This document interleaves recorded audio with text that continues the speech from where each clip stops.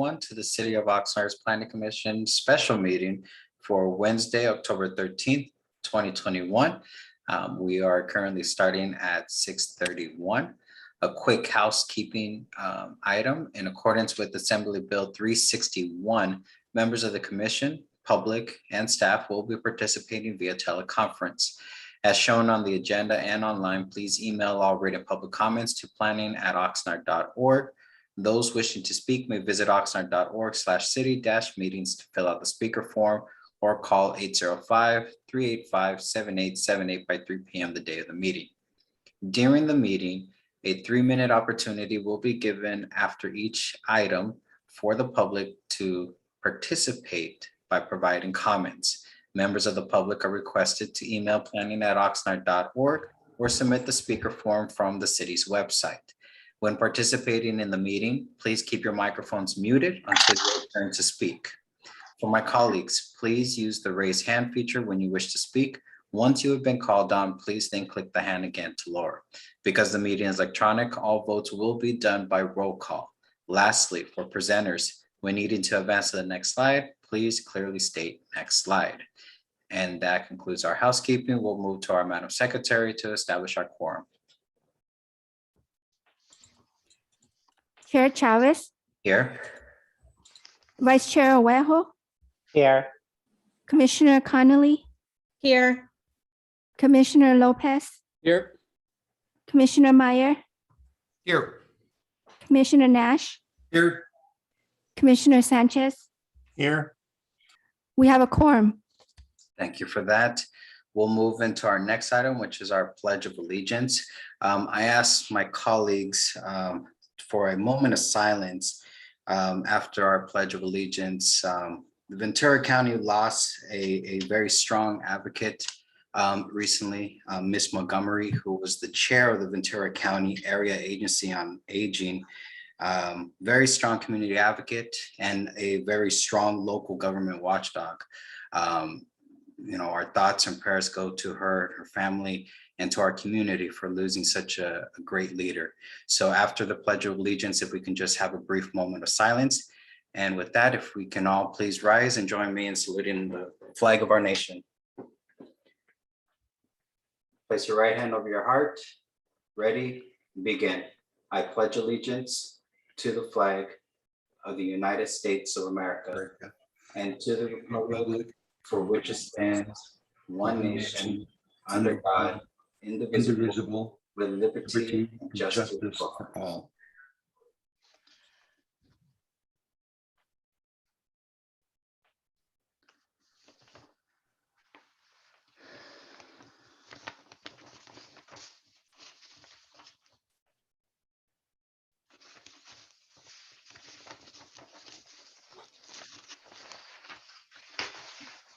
Thank you for that. We'll go ahead and for our consent agenda, we have nothing listed. We'll move into our ex parte, or sorry. Let me ask, staff, we don't have any public comments for items not on the agenda? That is accurate. We do not have any items, given that this is a special meeting tonight. Okay, I appreciate that. Just wanted to make sure. We'll move into our ex parte declarations for public hearing items. Vice Chair Rejo. Yes, thank you, Chair. I'll be recusing myself on agenda items E1 and E2 due to federal statutes 18 U.S. Code Section 203 and 18 U.S. Code Section 205. Thank you. Thank you, Vice Chair. Commissioner Connolly. As I mentioned in the last meeting, I had a conversation with one of the security consultants for FGH at the beginning of September. And we discussed how the planning commission meetings go. Thank you. Commissioner Dr. Lopez. None. Thank you. Commissioner Meyer. Yes, thank you, Chair. I just wanted to report that I did drive through the shopping center today to get a better sense of the state of that facility and the amount of vacancies and what it looks like visually currently, because I hadn't been there in a while. Thank you. Commissioner Nash. Nothing. Thank you. Commissioner Sanchez. I also went to the site last week and just looked at the building and what have you. So that's about it. Thank you. And for myself, as mentioned at our last meeting on Facebook, I have just that connection with Ms. Hernandez. No communication other than nice picture, great caterpillars has been communicated, and it does not persuade my decision in any way, and that I would be able to perform my duties as a commissioner for the city of Oxnard in an unbiased format. So with that, that concludes our ex parte. We'll now move into our first public hearing item. Before we do that, I'll go to our staff for or let me go ahead and read it first into the record, and then we'll go to staff. So our first public hearing item at E1, project name is FGH Retail Services LLC, Commercial Cannabis Business Retail Special Use Permit. Planning and zoning permit number 21-516-36. A request to permit the operations of a commercial cannabis retail facility within an existing 23,275 square foot commercial suite of a 92,591 square foot multi-tenant commercial building on a 17.38 acre site located at 2320 North Rose Avenue within the general commercial zone. Proposed development includes tenant improvements, installation of interior wall partitioning, plumbing upgrades to an existing fire alarm system, security upgrades to an existing building, and installation of a new secured doors and windows, and upgrades of the storefront facade. Cannabis retail operations will be conducted between the hours of 9 a.m. to 9 p.m. daily. This is filed by Jeff Sook. Our city staff person is Jose Coyle, Associate Planner. The recommendations for the Planning Commission is to find the projects to be categorically exempt from environmental review pursuant to CEQA guidelines section 15301, existing facilities, and adoption of the resolution 2021-XX approving planning and zoning permit number 21-516-36, subject to certain findings and conditions. As a reminder to my colleagues and the general public, that a pre-recorded presentation is available on the city's website and YouTube channel in accordance with Measure M. I'll turn to staff if they have any additional comments or information that they would like to provide in regards to this item. Staff? And Chair Chavez, thank you for that. Jose Coyle will have some words for us. So as soon as Jose is able to unmute his microphone, we'll be ready to go. Good evening, everyone, Planning Commissioner Chair, other fellow commissioners. I do have a follow-up for you, and that is that we have not received any further comments other than the memorandums that we sent out. I'll be speaking today for the responses that city staff has in response to a letter received on October 6th, which would be your transmittal memo number 2. A part of your package, and then it's specifically I'm going to be speaking on comments, executive comments made by Sina Samimi, and there was 5 executive comments that were mentioned on there. Executive comment number 1 has a variety of sort of sub comments on there, and I'll be providing responses to that. Other than that, staff has not received any further information regarding this project by the public.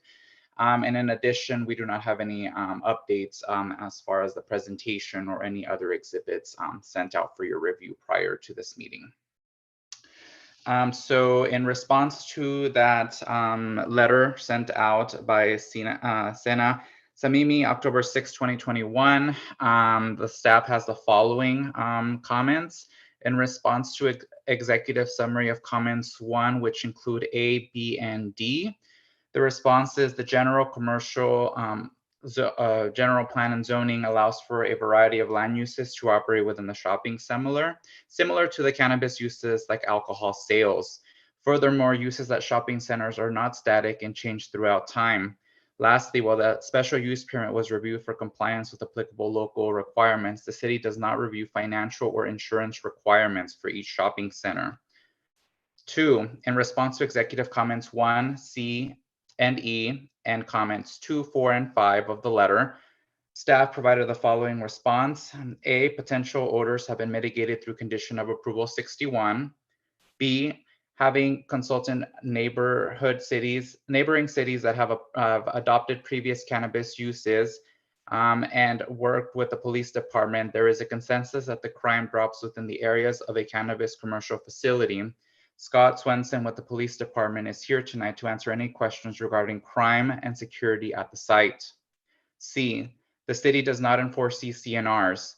D, staff stands by the CEQA exemption 15301 based on the project being located within an established building with no proposed additions to the building.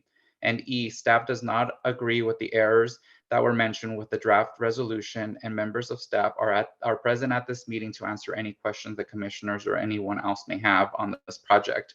And finally, in response to executive comment 3, staff responds that the project was reviewed by staff and is compatible with the allowable uses. Furthermore, any comments received by the letter on behalf of the public have been submitted as part of the project staff report. And as of this date, there has been no additional comments that have been provided to us. And that's the only updates that I have on this item.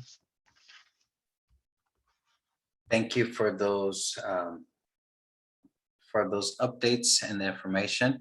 Our applicants team do have a presentation, so if there's no objection from the commission, we'll go to our applicant team to provide their presentation, and then we'll allow questionings for both applicant and our city staff.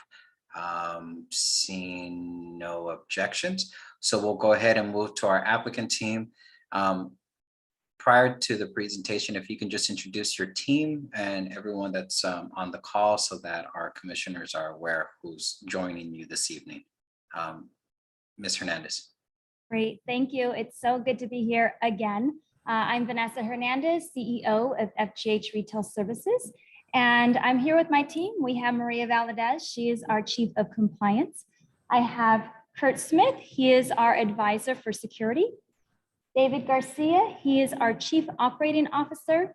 And online, we have Michael Chernus. He is our licensing expert. And Alex Soriano, our CFO. Great, and staff will bring up the presentation.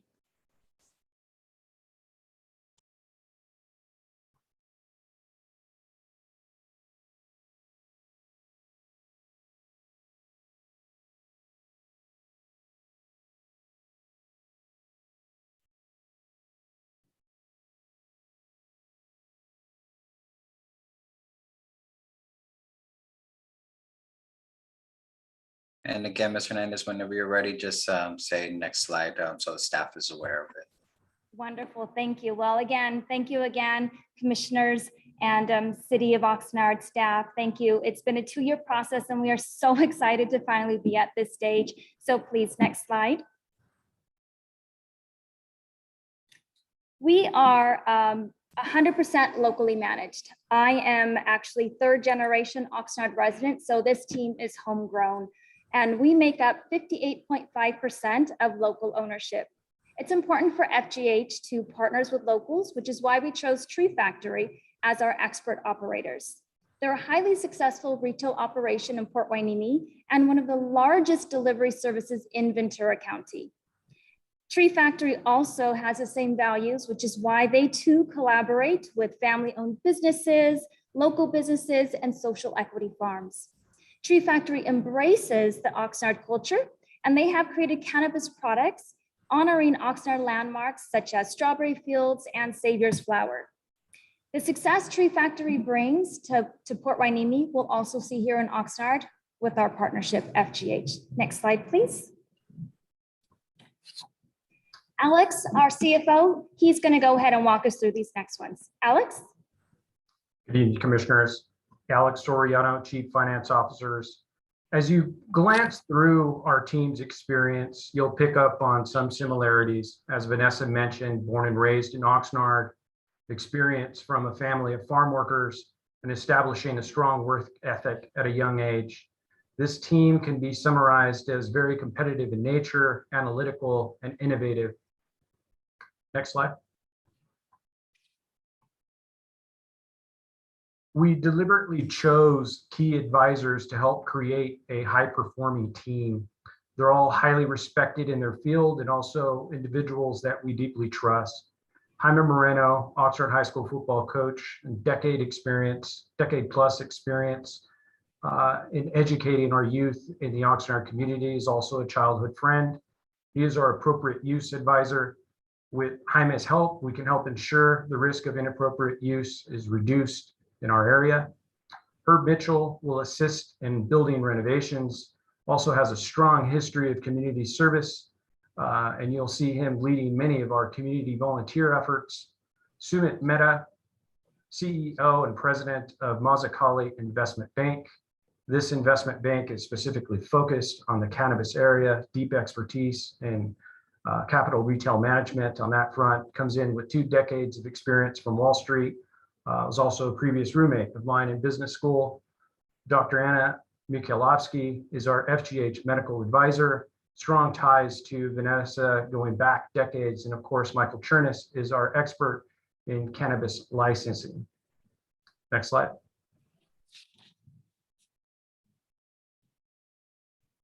So, I'm sorry.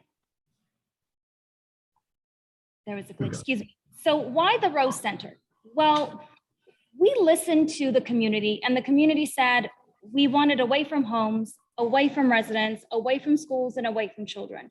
We listened to what our city council had to say, and they said we wanted it near the 101 corridor with ample parking. Well, this clearly checks off all the boxes. And we did our due diligence prior to purchasing the building, and we analyzed approximately 725 dispensaries in California, from square footage, parking spaces, traffic reports, and we believe that this location is going to be one of the best in California.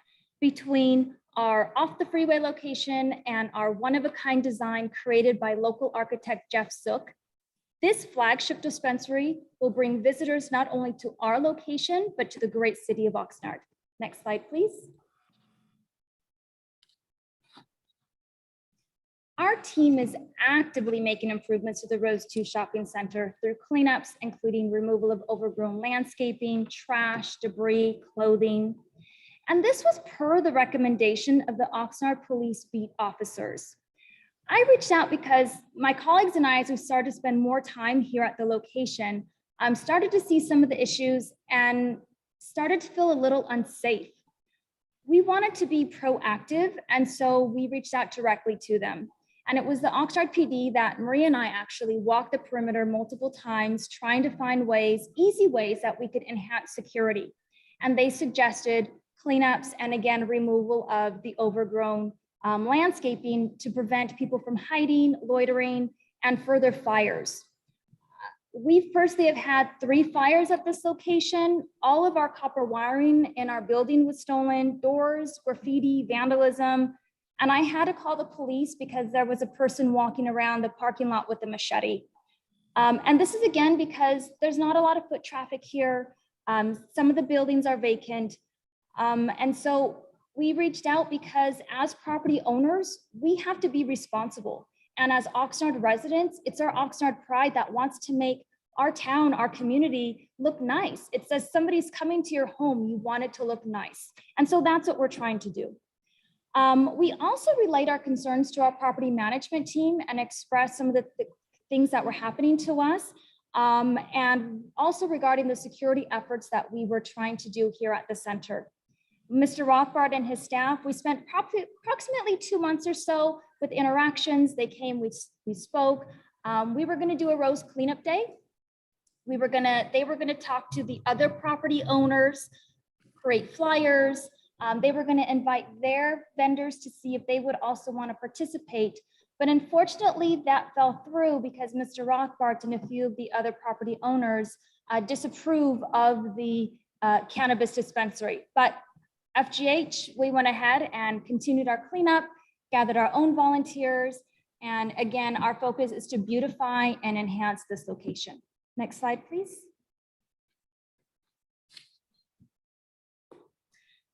This is the outside of our dispensary, again, working with local architect Jeff Zook. He created this beautiful upscale dispensary, contemporary design, elegant rich materials, and again, it will bring new life back to this aging shopping center. If you walk in the front, you'll see there's a film, so it will obscure the view.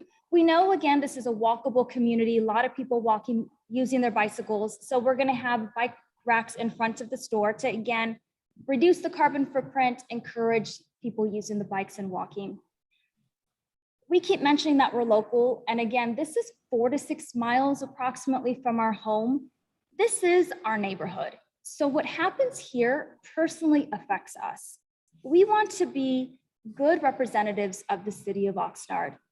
And honestly, we're so excited that we can be part of this, that we can revitalize the shopping center and encourage customers to come back to, because we remember what the shopping center used to be. Next slide, please. As you can see, this is bright, it's open, rich color palettes with blues, natural earth tones, patina. This is a one-of-a-kind design, and that's because we were able to renovate from the ground up. This allowed our architect to deliberately create a layout as it relates to our business strategy, but also design each room with a purpose. Customers will be wowed as they walk into our grand lobby, feel comfortable in our waiting room, and be greeted as they walk into our stunning 3,400 square foot elegant showroom. Again, using that architectural strategy to maximize customer and product flow. We want the experience to be easy, simplistic, and convenient. A place where they can openly ask questions and not feel like they're being judged.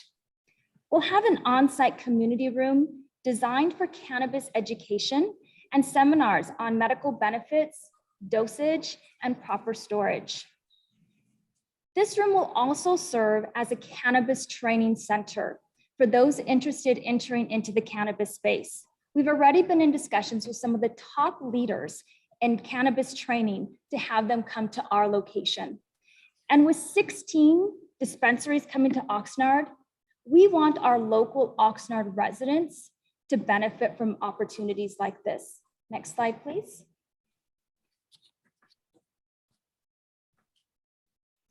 Many don't realize the vast rules and regulations that this industry must abide by. In addition to the rigorous conditions set forth by the city to address concerns as odor, loitering, and safety. With regard to odor, all products arrive and leave store prepackaged. The negative air pressure combined with our powerful HVAC filtration system has HEPA filters and 112 pounds of carbon to capture any air impurities and smells. The system will also help scrub the air during fire season as we're experiencing now. Secure banking will be implemented largely through cashless transactions. We'll use LeafLink for payment to vendors, Dama Financial for direct deposits for employees, and Hyper and Trees Pay for customers. So this is kind of like an Apple Pay where you don't need to use cash, but again, it's much more secure and highly regulated. So less cash on premise, again, means increased safety measures. And our products are safe and in compliance. And we know more about the products being sold on our shelf than the food being sold at the grocery store. And that's because of seed to sale tracking. Every plant is tagged with a unique identifier from cultivation and all the way through the sale when it finally exits the store from a customer. And all of our product, again, will be in alignment with this and with the metric system. So we sympathize with those who have concerns, but please trust that we have thoroughly appropriated all risk and mitigated all those concerns through and demonstrated through our application that has been approved twice. Next slide, please. This is Kurt Smith, again, our security advisor. And honestly, we have the best. Kurt Smith is a retired Oxnard Police narcotics detective, and he's going to walk us through our security plan. Hi, thank you for your time. As far as the security plan goes, Our guards are going to be trained by Covered 6. Covered 6 is currently the U.S. Department of National Standard for security guard training in the United States. I'm fortunate enough to be the senior instructor for Covered 6, which will allow me to actually personally train all the security guards myself to a standard that we expect. We'll train them in firearms, taser, all certifications the security guard needs. They'll also be trained in TECC, which is Tactical Emergency Medical Care, including CPR and advanced first aid. Also, they're taught real de-escalation. We actually use our mouths and our words rather than weapons.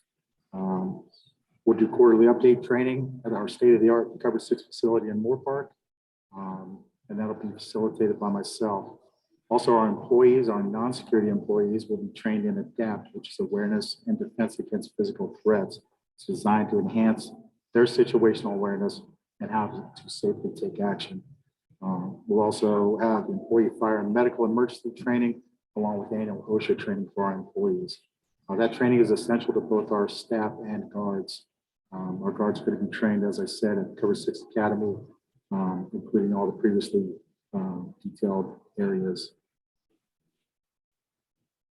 We're going to have at least 4 armed security guards with additional security guards as needed on high impact or high traffic days. Each guard will have designated areas to monitor, including reception ID checks, delivery showrooms, the monitoring cameras, and also patrolling the exteriors. All the access points will be controlled access, and any area where cannabis or cash is stored. There's also a limited access area that will be monitored by security. Our alarm will be done through ADT alarm and monitoring. We'll also have overnight monitoring, remote monitoring, any hour that the business is not open, which will allow us to have direct contact with the police department based on that live monitoring. We'll be able to see what's going on, report that directly to the police, which should trigger a quicker response. Our exterior lights are going to be in line with what's required by the city. We'll have motion detectors for after hours to make the lights brighter when needed. And also, as previously stated, we'll have constant monitoring. There'll be no loitering and on-site consumption. That'll be taken care of by our security rovers. And we're going to have approximately 60 cameras in place. Next slide, please. Great. And again, you can see all of the training that our team is going to have, both security and staff. Next slide, please. Our focus is to hire local. Local has really been the theme throughout this presentation. Tree Factory in Port Hueneme, they have a 97% local hire rate, and that's through Oxnard and Port Hueneme. FGH has already begun an interest list. We're already receiving phone calls inquiring about positions. So we know hiring local is very much attainable. We'll be grooming our employees because we want them to grow with us. We want to ensure that they're going to be thoroughly trained, have the necessary tools needed for career advancement within FGH. And aside from the competitive wages and bonuses, employees will also have the opportunity to give back to their community and to volunteer. Next slide, please. We understand that cannabis is legal in California, most likely will soon be federally legal, but this is still very new to Oxnard. We held an in-person meet and greet, invited the community, the police, elected officials, sent it all through the social media platforms, even though this was not required because we are a quarter mile away from neighborhoods, but we wanted to make sure it was necessary. Everyone who visited was thoroughly impressed and kept asking, when is the grand opening? We also canvassed the surrounding shopping centers numerous times, introducing ourselves, providing business cards, and they were very excited to have us as neighbors. The adjacent neighbors congratulated us and appreciated the time that we took to personally introduce ourselves. They welcomed the security because they too have security issues and knew that our upscale business would have the potential to bring them customers as well. We're very proud to acquire supporting signatures from our local community, including Chief of Police of Port Hueneme and several other predominant leaders. It's important to us to have the backing of our community. Now, Mr. Michael Chernus, can you please discuss a little bit about our 2-hour presentation and our Q&A with our immediate neighbors? Sure. Hi, everyone. Just to remind you, I am legal counsel to FGH. I've had the pleasure of working with Vanessa and the rest of the team for 2 years now on 2 applications. And going forward, I will serve in an advisory role to ensure state and local regulatory compliance. I've been an attorney for 25 years. I no longer look like that picture that was in the earlier slide, unfortunately. And I've been spending the last 10 years of my career focusing on cannabis issues and cannabis clients long before it became sort of more common for lawyers to be in this space. So I have a wide breadth of experience and I think a pretty good sense of right and wrong in this area. I want to speak briefly about 2 issues that have been written about by certain of our neighboring landowners through counsel in their letters to you all. The first being that there are CC&Rs that prohibit a retail cannabis dispensary. First and foremost, I need to emphasize and highlight, as I wrote in a letter to the commission from October 5th, and as I believe staff counsel will agree with, CC&Rs are a private matter, a private contract matter, and they are not at all relevant to this body's consideration of this special use permit tonight. The city has said this in several different ways. The draft SUP conditions that have been circulated and drafted by staff say quite clearly that if there is a conflict between the city code and any CC&Rs, the city code will prevail. The staff report also says that the city does not enforce CC&Rs. And this echoes what I've been told by Chief Assistant City Attorney Ken Rozelle in conversations that we've had about this issue going back almost a year. I am aware of at least one other cannabis business, Terra Green, where neighbors made identical claims about the business being in violation of their CC&Rs. And the planning commission there, as I hope it won't here, did not get drawn into a private contract dispute and issued the special use permit to Terra Green. The neighboring property owners seem to acknowledge this and are not asking the commission to enforce the CC&Rs. And lastly, to be clear, there is absolutely nothing in the CC&Rs that states that a retail cannabis business that is lawful in California and lawful in the city of Oxnard is prohibited. It is only when you look at very antiquated and clunky language that was written in 1996 and you read it in a strained way through a very dirty lens that you could come up with a perceived conflict. But there is nothing in there that states cannabis is not allowed. Secondly, the other issue I want to touch on is this allegation that FGH has misled the city about the support for this project by its neighbors. As I mentioned earlier, I personally wrote most of the 2 applications that FGH filed, nearly every word in there. And we never once claimed in those applications that the neighboring landowners were in support of our project. What we said was we hope to gain support of all of our neighbors, both in the adjacent shopping centers and also in our shopping center. We were transparent with the city in the interview last February and in conversations that I had with Chief Assistant City Attorney Rozelle that certain of the neighbors believed there was a conflict with the CC&Rs or didn't think cannabis would fit into the shopping center. We never hid that. And we basically spent 2 years trying to win these neighbors over. I sent the commission in my letter correspondence with Mr. Rothbart dating back to November of 2019. And as Vanessa mentioned, last February, we arranged a very lengthy PowerPoint presentation with all of the neighboring landowners in the hopes that we could persuade them that their concerns about nuisance concerns and odor and cash and all these other things were just, fear, and there was really nothing to it. We had a very productive dialogue with them. We opened it up for questions after the fact. And it was only months later that we learned that any of them were firmly in opposition to us.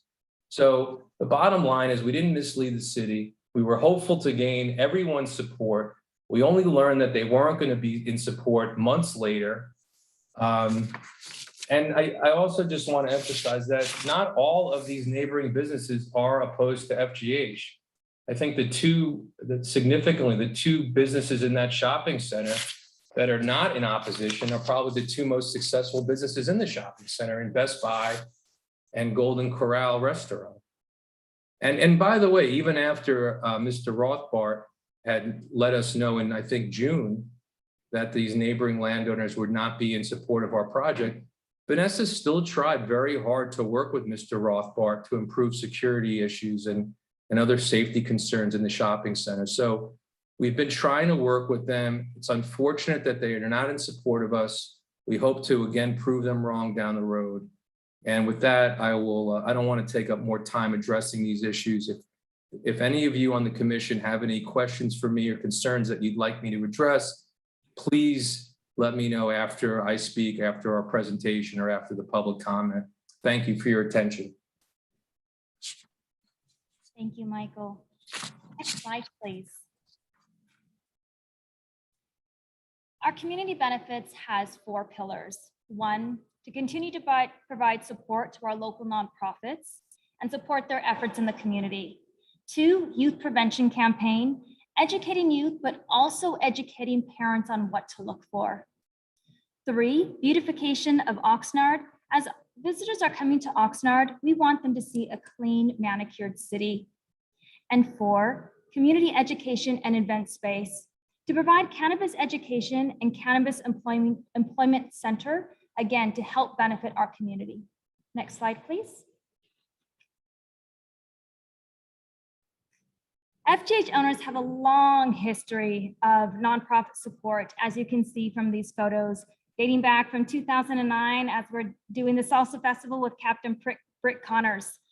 Whether it's making lunches for the homeless, creating planter boxes for City Corps, mowing the lawn for Juanini Little League, whatever it is, we're here to help.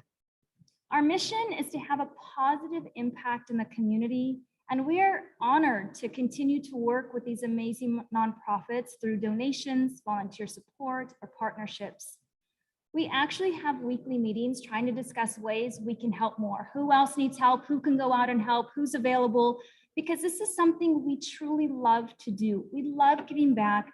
We love going out because you get to reconnect with your neighbors, make new friends, and put your community first.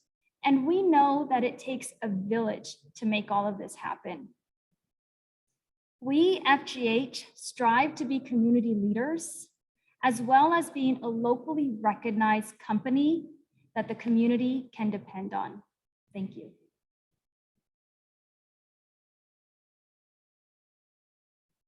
Thank you, Ms. Hernandez and team for the presentation. We'll now move into commissioner questions. And I want to just remind the commission that we're only asking questions at this time. We're not actually engaging in any comments. So please save your comments for the deliberation portion, just solely questions. And please direct your questions to either staff or the applicant team, and then they will respond. So we'll go with our first commissioner, Commissioner Meyer. Thank you, Chair. Question for the applicant, just around experience with cannabis dispensaries. So I'm a little confused. Have you had involvement in a dispensary in Port Hueneme, or am I misunderstanding? Yes, we actually own a dispensary in Port Hueneme. David, can you speak up? Yes, we actually own another dispensary in Port Hueneme. Understood. Thank you. And what's the name of that dispensary? Street Factory. It is Tree Factory also. Okay. 437 West China Islands Boulevard in Fort Wayne. Wonderful. Okay, thank you for the clarification. That's my only question at this point. Thank you, Commissioner Meyer, for your questions. Any additional questions from the commissioner? Commissioner Connolly. I just had a quick question for the applicant. You said that you were a building owner a couple of times. Did you purchase that building or are you guys intending to lease that space, just for clarification? No, we purchased the building. We, again, knowing that this was something that the community really wanted, something away from homes. The council said we wanted it near the 101, and this opportunity came up, and so we purchased the building. Thank you. And we're actually here. We're in our building right now. It's empty. Thank you, Commissioner Connolly. Commissioner Dr. Lopez. Thank you. Question. So in some of the letters that we received in our packet from, I believe, the other or the neighboring, your neighbors, legal counsel, they alluded to manufacturing. You all aren't going to be manufacturing on site, correct? It's simply going to be a dispensary for sale of products. Correct, retail. Okay, I just wanted to clarify that because I think repeatedly there was a mention of manufacturing and to the nuisance of the dangers. And so I wanted to clarify that, not for only for my colleagues, but for the community who's tuning in as well. Thank you.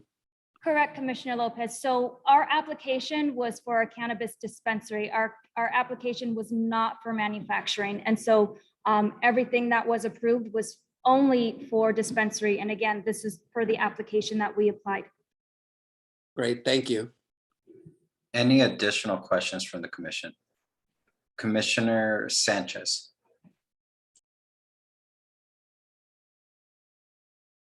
Thank you, Chair.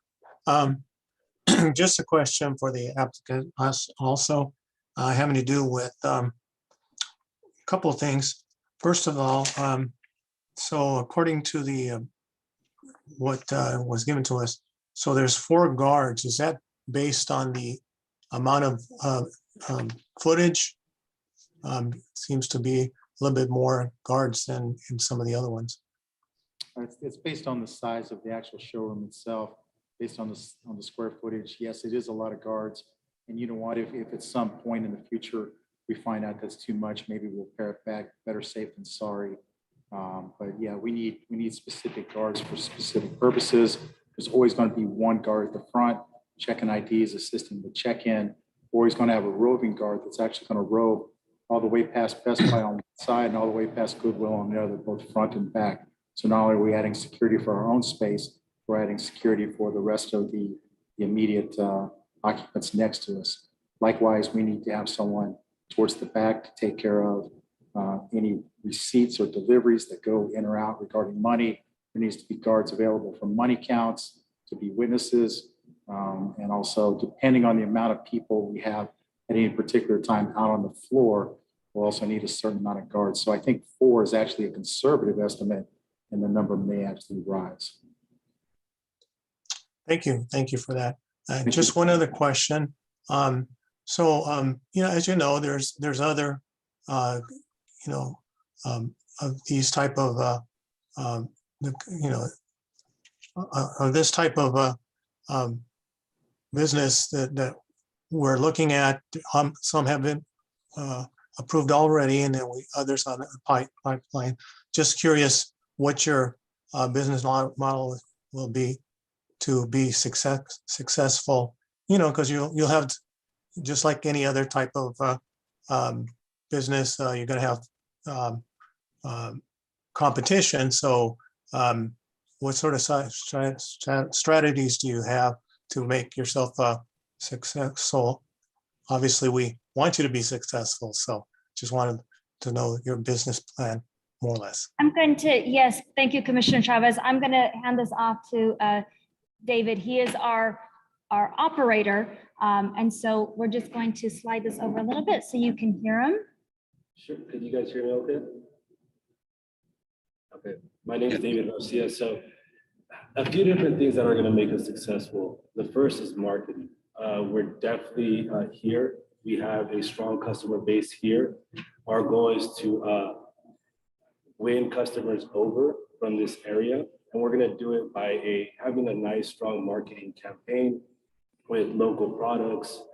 Also our location. We have one of the biggest size dispensaries in all of California. It's convenient right off the freeway. I think it's gonna attract a lot of the tourists along with a lot of the locals. Beautiful dispensary, safe dispensary. And then also our delivery. We currently have a very, very strong delivery infrastructure.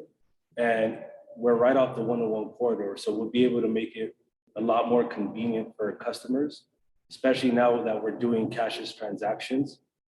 And our menu, we have a nice relationship with several local vendors and then several award-winning vendors that are going to supply us, give us exclusivity.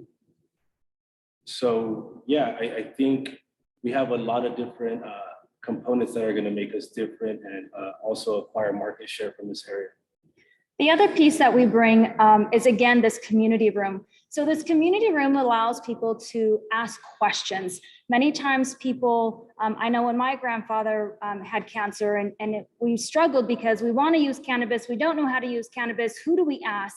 And so having a place that's a safe place where people can ask these sorts of questions and not feel judged, that's going to be important, because it's like your favorite restaurant, right? You go to your restaurant because they know you, they know exactly what you want, and it's that comfortable, that sense of home. And so that's the other piece that we also are going to bring with our team, with our bud tenders, and again, having that space, our community room, to serve those that are inquiring about this. And I just want to add also, because David's not exactly his best, the best cheerleader for his own accomplishments, but David's been in cannabis, medical, and now legal for 15 years as a cultivator, as a distributor, as a retailer. Apart from Port Hueneme, he also has an interest in a dispensary in Lompoc, a licensed dispensary in Lompoc. And I think his real niche is marketing and also curating a menu that meets the various needs of the customer base. Not just the most expensive, not just the least expensive, but really figuring out from a marketing and consumer knowledge base, what is the best menu, both low, medium, and high price, to meet the needs of a diverse clientele. Thank you very much. It is a good location, so that is definitely a plus. Thank you. Thank you, Commissioner Sanchez. Commissioner Meyer and Connolly, I do see your hands, but I'm going to go to Commissioner Nash first, as we're still on the first round. Commissioner Nash. Thank you, Chairman Chavez. A couple of questions. This one is for staff. In light of the fact that there will be a delivery service, does staff anticipate the number of ADTs to impact level of service on the local roads? I don't, but I should ask the question. Commissioner Nash, this is Scott Kolwitz. The short answer is no. The number of trips that it would take to worsen an LOS designation is pretty high, especially in high travel corridors like this one. Okay, thank you very much. This next, it's more of a comment than a question, but during the presentation, I heard this retail site described as being a walkable location, and I would suggest you drop that descriptor, because this is really anything but a walkable location. It's very car centric. You might get some people riding on their bicycles, but pedestrians will not want to cross these vast rivers of concrete and asphalt and major arterials to get to your location. So that is, that's just a pet peeve of mine, because words do have meaning. So thank you for the presentation. That's all, Chairman. Thank you, Commissioner Nash. Commissioner Meyer. Thank you, Chair Chavez. So my question was about the seed to sale process. So is that reflective of an ownership in the various phases of vertical integration that takes place with the other aspects of the business outside of our county or outside of the region? or just outside of the city? Or are we talking about coordination between your operation and all the other operational phases of cultivation, manufacture, and so forth? I'll answer that one. So what that's specifically talking about is when we purchase product from specific vendors, just like us, they have to go through a vetting process with the BCC where they have to basically get a license to be able to sell, to grow product. So we have to also, when we decide that we're going to buy product from someone, we need to make sure that they have a license, number one. So we need to physically see it. And then any products that we buy from them have to come with the identifier. So basically, that's what the seed to sale is. So when they grow it, they have to they basically assign a number to it, and that follows all the way through to until we receive it. Once we receive it through metric. And that's also like, if we were to be audited, we need to supply these tags so they could see where the products are. So that's what it means. It's like you can track the product from when it's grown all the way to when it's sold. Wonderful. Thank you for the clarification. You're welcome. Thank you, Commissioner Meyer. Commissioner Connolly. Thank you, Chair. I have a twofold question for Mr. Swenson for PD. I know the applicant mentioned that they were focusing on combating cannabis use in youth. So does the PD or any private group that we know of have plans or funds to do like sting operations similar to how they do with tobacco and alcohol sales for minors?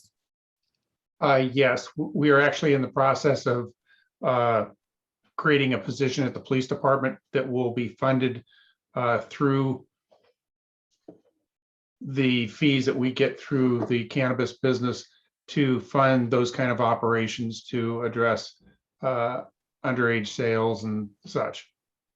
Perfect. Thank you for that. And then the second part is just for clarification as well. The actual crime is in selling to a minor would be the transaction of the cannabis exchange for money, correct? Not because I know that there's going to be security at the entrance of the building, but that would be the actual crime, correct? There's a variety of crimes that could be done, not just sales, but providing, cannabis to a minor. There's a variety of crimes involved. Perfect. Thank you for that. Thank you, Commissioner Connolly. Commissioner Dr. Lopez. Another question, I'm still looking at some of the transmittals and letters that we had received, but given that your experience of operating in neighboring Port Hueneme, I think one of the concerns that, is expressed through council is it makes these repeated, I think, assumptions of creating various nuisance and disturbances and, adversely affect or materially detrimental to adjacent uses, building structures. Have you had any of those challenges with your other business in Port Hueneme? And if so, could you talk about perhaps how you have handled or mitigated or addressed some of those challenges that may arise or that you've dealt with, please? That I can think of, we haven't had any issues. These type of businesses, the cannabis business is very regulated. So you really have to be very meticulous. You have to plan ahead. You have to make sure that your security is alert, that they're on point, for the same reason that you don't want to have issues. Constantly monitoring the cameras, even the deliveries for our staff where they go to customers, like to us, their safety is very important. So one of the BCC rules is that you have to know at all times where your drivers are at. So we know where everyone is. And even, for example, when the drivers come back, it's like they're in and out in the sense of they come in, they leave, if they have cash or whatever, they leave their route basically, and they're ready to go on with the next route. So everything is very structured, very organized. Even when the vendors come in to drop off product when we order, they have to be scheduled. It's not like they can just randomly show up. And then they also have to be secured with the security guard. So a security guard is always present. And I think that also deters from anything happening. We're continuously having trainings for our staff for the same reason. So they're prepared and equipped if something was to happen. So they know exactly what to do. Right. But as of now, we have not had any issues. Commissioner, I'm sorry, go ahead. I was just going to add to that. No, please. No, I was just going to say that, you know, the letters raise every conceivable potential hypothetical problem that can arise from a dispensary. I got that. It really speaks to, you know, again, like I said before, I've been in this business, in this cannabis legal business since 2009. And these kinds of concerns are definitely reminiscent of what we were seeing in like Los Angeles back in 2008, 2009, 2010, when there was no regulation, when there was no legality. What we're talking about now, frankly, is the most regulated business in the state. I mean, I think if you operate a nuclear facility, you're probably less regulated than you are between the DCC, the city of Oxnard, the franchise tax board, yada, yada, yada. These are businesses where all of the product that comes into a dispensary is prepackaged. So concerns like odor are just not relevant. Nothing's coming into the dispensary that's not already packaged in compliance with state guidelines. There's not going to be flour that's available for sampling in the store. Everything that goes in is packaged. Everything that comes out is packaged. In terms of, you know, crime is the sexy thing to throw out there, is like, oh my God, there's going to be so much crime. But we have statistics that we presented to the neighboring landowners 7 or 8 months ago, demonstrating just the opposite. And you know, it's notoriously absent from their submissions is anything rebutting those statistics. And you know, Curtis can probably speak to this, and Officer Swenson can speak to this. Dispensaries have, like, licensed dispensaries now have security guards. Security guards are deterrents to increases in crime. They're welcome in most shopping centers because they give people comfort. The idea that there's like hundreds of thousands of dollars in cash in the safe that's going to be a target for robbery, again, it speaks to a different time. Yes, for some cannabis businesses, maintaining a bank account, maintaining merchant sales is difficult, but that's not the case for FGH, and it's not the case for the majority of cannabis businesses. Banks are now more friendly to this business. So there's not going to be hundreds of thousands of dollars of cash. If there is cash, it's going to be transported safely, securely by an armored security service that's used by the majority of cannabis businesses in the state.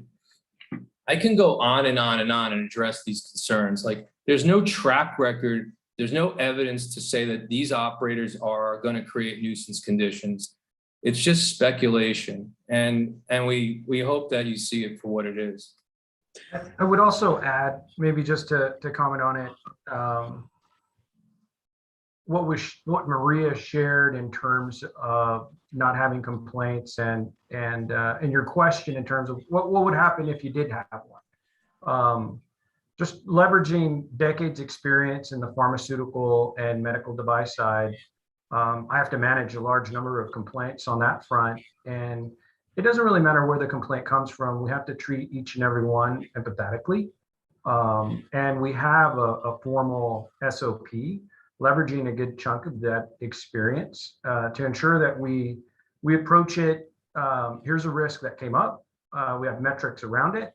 How do we go about de-risking it? And we approach each and every one systematically, thoughtfully, and look to generate closure and track. So this is our strategic intent as well of complaint management, complaint handling management. We have quite a bit of expertise in the team, Fortune 500 thinking on that front to keep ourselves ahead of the game of understanding trends on that space to ensure that we have our strategies in place to help de-risk. No, absolutely. And I appreciate what Mr. Chernis and what Mr. Soriano just shared. I'm asking these questions so that they can be addressed for anyone who perhaps is less critically thinking in reviewing these documents, our agenda packet, and these particular items, and to be able to speak to them, especially given the close proximity to your other successful business in our neighboring city. As I mentioned at the onset, I see many of the assumptions, and I just wanted the opportunity for you all to speak to it on the record before we deliberate. So thank you for clarifying and sharing that with all of us. Commissioner, if I could also add, if you'll appease me here, as Director of Security here, I think my resume uniquely qualifies me for this. Not only Oxnard Police Department, narcotics, homicide, field training officer, union president, taught at the academy for 13 years. Prior to that, when I wasn't doing anything, I retired from the Navy. That's what brought me to Oxnard. Now as a senior instructor at Coverage 6, intimately involved with these guys. I've read all the studies, and the common complaint that is going to bring crime to the area is actually absolutely false. Conversely, most of the studies show a decrease in crime of anywhere between 4 to 9% in most locations. That's based on the increased security presence that's required to run these regulated businesses, the constant monitoring of cameras, the direct contact with the police, 24-hour monitoring. Even when we're not here, we have live monitoring. They can call the police directly. It's not an alarm company with no sight of what's going on, and the police aren't responding to an unknown alarm. It's live monitoring 24 hours, even when we're not here, and our live monitors can contact the police, tell them exactly what we see, and we then get a more priority response. No, absolutely. That I think that Measure M and these presentations that can be done live and in person, once again, just makes it harder. And so thank you for sharing that to include in the public record of this meeting. And again, before our deliberation. No further questions at this time. Thank you. Thank you, Commissioner Dr. Lopez. Commissioner Nash. Thank you, Chair Chavez. This is a question for our police department representative. And when we have a alcohol permit before us, we are given, at least in the past, a crime ratio for the adjacent area, and I think the average crime in Oxnard is 117 incidents per whatever it is. And I'm just wondering why we are not given that same information with these special use permits for cannabis dispensaries, and if the police officer could respond to that. Thank you. Commissioner Nash, thank you for your question. And it's a good question. The outline for what we deliver for alcohol special use permits is outlined in a city council resolution that was passed about 20 years ago. And the process for the cannabis retail permits did not have that specific requirement. However, I can tell you that generally speaking, when it comes to crime in various areas, retail areas, shopping centers usually have a several times the average of the citywide average. When you compare, for instance, the total citywide average compared to residential versus commercial versus industrial. And a lot of that is tied to theft on site. There's a collection of valuables in any shopping center. The number of incidents. We have one particular shopping center that has a very proactive retailer that arrests a lot of shoplifters. That elevates the crime incident rate. In the case of what I'm seeing with all of our cannabis applicants, they're being very forward thinking and they're hardening their target before they open their doors. They're planning for putting on the face of being well prepared and being secured. And I've had conversations with several people at Hueneme PD, including Chief Salinas, and they've all indicated there has been a drop in incidents around their cannabis outlets, and it's because they're being very proactive in how they present their business. I wish some of our retailers were the same way, preventing crime by showing the better face of security guards available and around, as opposed to not, and then arresting them, arresting shoplifters after the fact. I'd rather make the target harder and make it, oh, I don't want to do the crime here. I'd rather do it someplace else, like some other community, than what we're seeing in many of our shopping centers. Thank you. A follow-up question would be, will an increasing or decreasing crime rate be one of the metrics that the police department looks at when the annual renewal permit license comes up? From the security standpoint, any kind of incident we have at a cannabis site, we're going to do an assessment on it to take steps to modify their security plan. So not only that business, that cannabis business, but all other cannabis businesses learn from that experience. So if we have a bad thing happen at one outlet and it's a teachable moment for the other outlets, we're going to share that and require some changes. So the security plans are a flexible document. Okay, that's great information. That's all, Chair. Thank you. Thank you. Any additional questions from the commission? I just have a few, and I'll start with our staff first.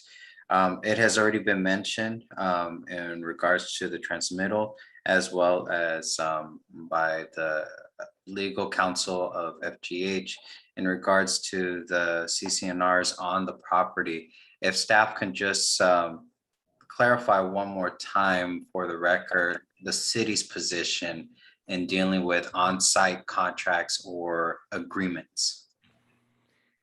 Yes, the chair and members of the planning commission, I'm happy to address that issue.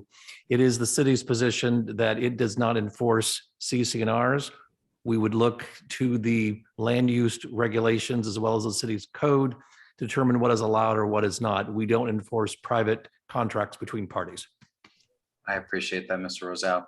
Mr. Swanson, I just have a couple of questions, and Commissioner Nash actually touched on it in regards to statistics with the crime in the area. And it may be unfair to ask you this, but what is the crime level in this particular area? Not necessarily this business, but in the surrounding area. I did not run a crime report for this area as it was not required. If you want that done in the future, I can do it for future applicants. Yeah, I think it would be beneficial to have that, as Commissioner Nash already pointed out. So, but again, I do appreciate that. Do you believe that the applicant's design, because they kept saying that the design is very modern, it's a great feel and it's different than any other business. Does their design meet or exceed the city's standards? From a standpoint of any business, it exceeds the standards of any retailer, and that's pretty standard for all of our cannabis applicants. The fact that they're screening their customers as they come in is a huge target hardening tool. I doubt if anybody's going to go through the process of getting their ID scanned and then do a shoplift, which is kind of the standard crime at a retail site. I doubt if very many individuals are going to go to a cannabis outlet with the intent to commit a crime. And if their intent is a more violent crime, like a armed robbery or whatever, we've also hardened the target for that as well. I think they'll be dissuaded. Now, because the back of the property faces the 101 freeway, lighting is typically very dim. Is it part of the conditions that lighting has to be a certain wattage to be bright enough around the late, early hours? City ordinance requires that parking areas, outdoor lighting be between 1 and 7 foot candles, and the lighting will be adjusted to meet that current standard. Okay. During the applicant's presentation, they made a comment that it would be a film over the windows that would obscure or, make it a little difficult to see in. Is that part of the city's policy that it should just be obscured, or that it should be completely blanked out with either reflective film or a very dark tint? We're disinclined to have product viewed from the outside to the interior. So that's the reason for the obscuring. I don't know whether there was a particular requirement in the permit process, but that's the general outcome, that they're either going to be fogged windows or blocked views to where actual products are displayed. I appreciate that. Thank you for that. My next set of questions is for our applicants team. I appreciate the presentation. The first question that I have is in regards to community outreach. I know that this is not a site within a neighborhood, but you did mention in the presentation that you had a meet and greet. How many people attended that meet and greet? What were the feedback and the questions asked during that meet and greet?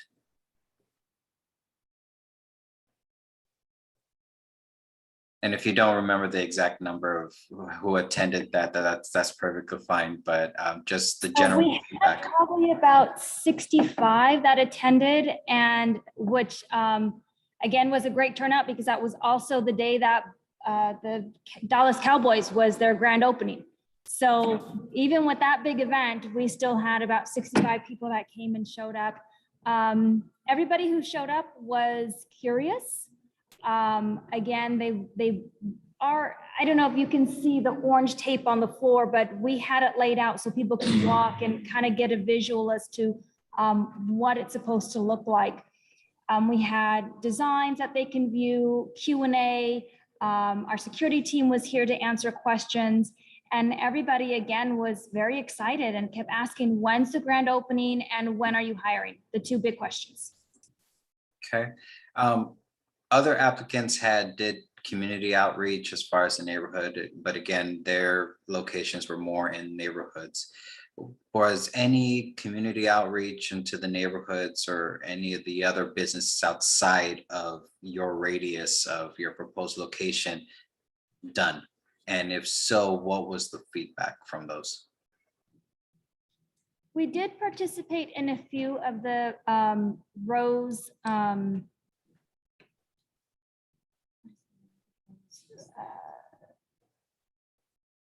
Ricky, we went to that group. It was it was a Cops with Coffee over at one of the Rose Park community groups. We did share with them what we were doing. We introduced ourselves. And then unfortunately COVID happened. And so there was no in-person meet and greets, which is why we did our meet and greet here because of the large space. We felt people would be comfortable to meet somebody with or without mask, again, because of the size of the location. But Vanessa, you also attempted to contact all of the businesses and all of the adjacent shopping centers. Why don't you tell the chair about? Correct. So we went to, so we also had the Chamber of Commerce come here.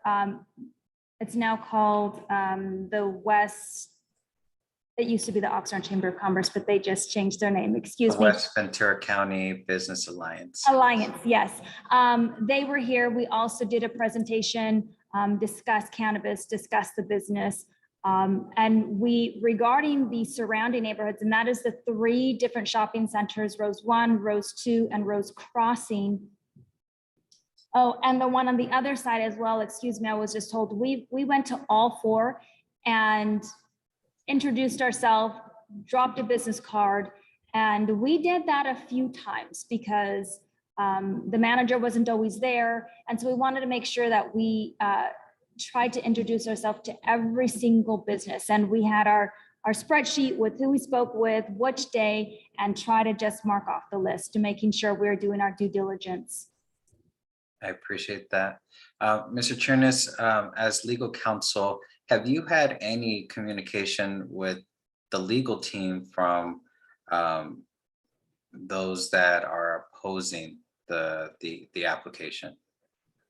We To try had to a, settle, mitigate the issue. yeah, well, we had a Zoom presentation, extensive presentation with them last February 23rd, 2021. And in advance of the presentation, they submitted to us 2 or 3 pages of questions. So we provided a targeted PowerPoint that tried to address all of their concerns, or as many of them as we could, most of which were, they were in the category of nuisance concerns. So that was the main dialogue that we had with them. We invited them afterwards to follow up with any questions. I invited Mr. Rothbard, who's one of the neighboring landowners, a couple times, asked him if he had any questions. He did not. Or at least he never reached out to me. I also had outreach with Best Buy and encouraged them to see if they had any questions or concerns. They did not. They are not in opposition to us. So that was the main communication that I had with their counsel. Their counsel also wrote a letter to me a year or so ago, which at that time we did not respond to. Okay. I'm curious in regards to the complaint policies. When a complaint is lodged against the company, what is the procedures that the company takes in order to investigate that complaint? I believe Mr. Serrano had briefly touched on it, but what is the procedures for handling either customer complaints or tenant complaints that arise? Maria, can you speak to that? Sure. So if a complaint does come in, whether it's, let's say it's from a customer, we'll take their information down and we will get back to them within 48 hours. We'll do our investigation and we will find a way to provide a solution. It could be something simple. It could be something more complicated. So if it's something that's more entailed, we'll reach out if we need more time, but keep communication at least with the person putting in the complaint to let them know where we are. And then once we have a resolution, we'll provide it. Okay. And all this will be we'll take it all in writing as well to make sure we have a file. And it depends if we need to contact specific organizations, we'll contact the organizations. But it'll be a very thorough process. Okay, I appreciate that. A question for the security team.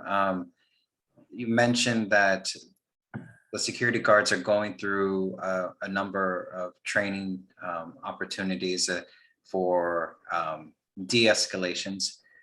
You also mentioned some of the equipment that they would be utilizing. Can you just touch briefly on that equipment? And then how many hours annually should they complete for training? Thank you for the question.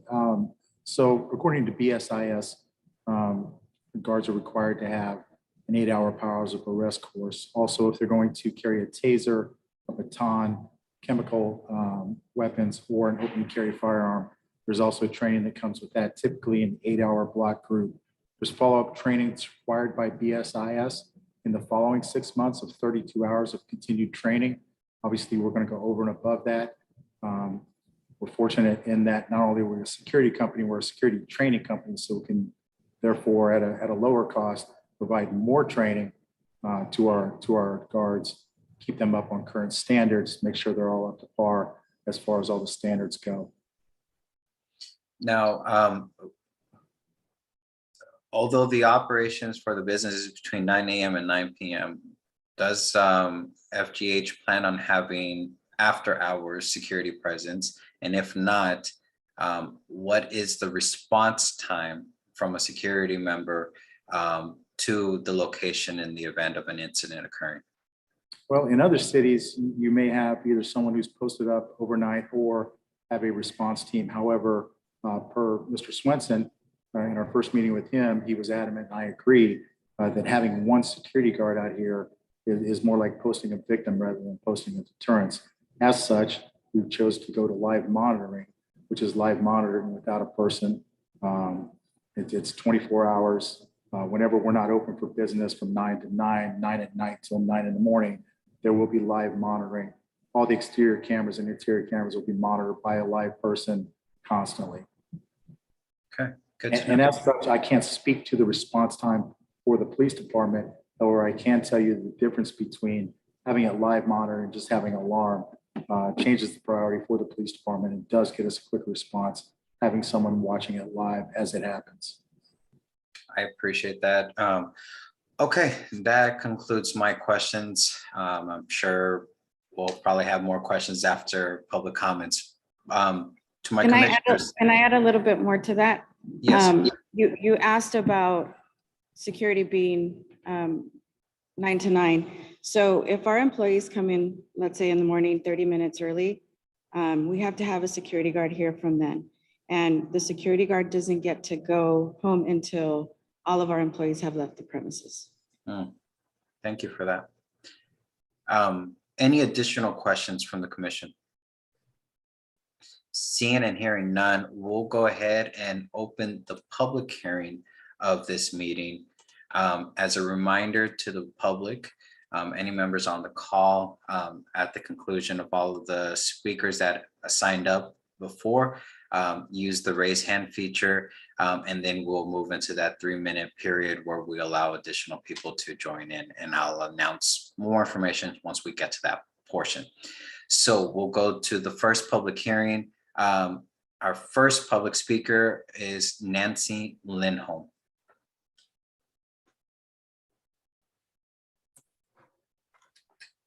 Good evening, Chair Chavez and commissioners. I assume you can hear me okay? Thumbs Yes, up? yes. Okay, great. Nancy Lindholm, President and CEO of the West Ventura County Business Alliance, as you know, formerly known as the Oxnard Chamber of Commerce. And as you also know from earlier, I was present at the July 24th open house at FGH. So I toured the facility and I looked at their tenant improvement plans and have to say I was very impressed with their plans for product education, their security strategies, their on-the-job amenities for their employees. I was impressed in July when I was there, and I'm even more impressed tonight when I heard more details of their plans. I do believe that they will be an asset to the community and their neighboring businesses. I hope that the businesses will embrace the traffic they can bring to the shopping center, which does need a lot of attention. So I just wanted to add, whether you voted for legalized cannabis in California or not, the majority of Californians did vote for it. The city of Oxnard has adopted ordinances to have these businesses here. And I think the caliber of those that are applying, including FGH, should be embraced, and we should welcome the businesses to further help our city in with community efforts and beautifying the city as well. So thank you. Thank you, Ms. Lindholm, for your comments. We'll move to our next person, Christina Zelko.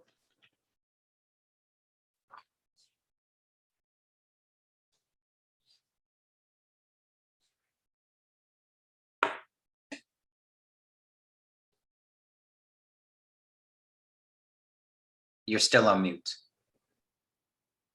Okay, can you hear me now? Yes, you have 3 minutes. Oh. Hello, commissioners. I spoke to you last week. Thank you for this opportunity to speak to you again. I'm here on behalf of Friends of Ormond Beach, and I'm asking you to grant FGH a license to operate its cannabis dispensary business in the city of Oxnard. Last week, I shared with you that Friends of Ormond Beach met the Oxnard construction expert, Herb Mitchell, on February 27th, 2021, when he and 25 of his family and friends came to an Ormond Beach cleanup event. I explained to you last week that on several occasions, Mitchell pledged that FGH would help clean up the wetlands and the waterways in Oxnard, and Herb Mitchell and FGH have done just that on several occasions. This week, I want to talk about the CEO, Ms. Vanessa Hernandez. I met Ms. Hernandez in 2019, and I vividly recall my first phone conversation with her. She wanted to get several key players from Oxnard to sit at a table to discuss solutions to the illegal dumping and pollution in the waterways and in the Ormond Lagoon. She seemed to know a lot of gatekeepers, and when she told me that she was born and raised in Oxnard, I understood why she was so well connected. I learned that she worked with farm workers and backpack medicine in her capacity, and that she wanted to advocate for the South Oxnard community. In my various talks with Hernandez, I have learned that she wants to do what she can to improve the social justice for all members of the Oxnard community, and she intends to use the FGH business to support the underserved. I urge you to grant FGH a business license to operate in the city of Oxnard. Oxnard needs business owners like Vanessa Hernandez, who are committed to helping out the underserved in Oxnard and to protecting the fragile ecosystem and waterways of South Oxnard. And as a Port Hueneme resident, I can attest that we do not see much crime because we have cannabis dispensaries in our neighborhood.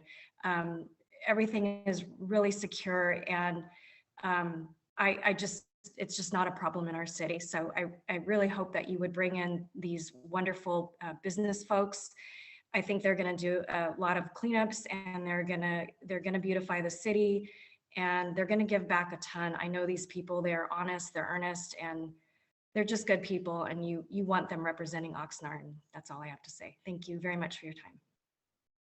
Thank you, Ms. Elcock, for your comments. Our next speaker is Marissa Ramon. Once you come into the call, you'll be instructed to hit *6 to unmute yourself.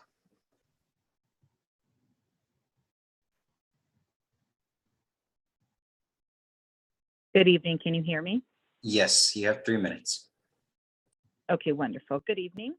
My name is Marissa Roman, and I am an active member of the Ventura County Contractors Association, which is located on Lockwood Street across from the Rose 2 Shopping Center. We were very impressed with the outreach that FGH team has conducted with all the neighboring centers. They've been going door to door, introducing themselves, talking about their business that will be coming to Oxnard, and asking what our concerns or questions we had for them. We've also noticed that since FGH has taken over that building, we've noticed less homelessness throughout that center than we saw a year ago. And I believe that, again, this is because of their continued work to clean up the center. I know that they had invited all the neighbors to do a community cleanup back in July. And it was really nice to see everybody out there and participating in that. Again, like they spoke on their presentation, I was happy to hear that they have Jeff Zook on board doing their design. As you know, he is Coastal Architecture, and they are a firm in Oxnard. It's great to see that these FGH owners are local residents in Oxnard or to Oxnard, and that they are keeping the design and construction local as well. They have our full support. We're very excited to have them at this location and to be neighbors with them. And we know that they will be a continued positive impact to the shopping center and to the city of Oxnard. Thank you very much for your time this evening. Thank you, Ms. Roman, for your comments. We'll move to our next speaker, which is Sina Samimi.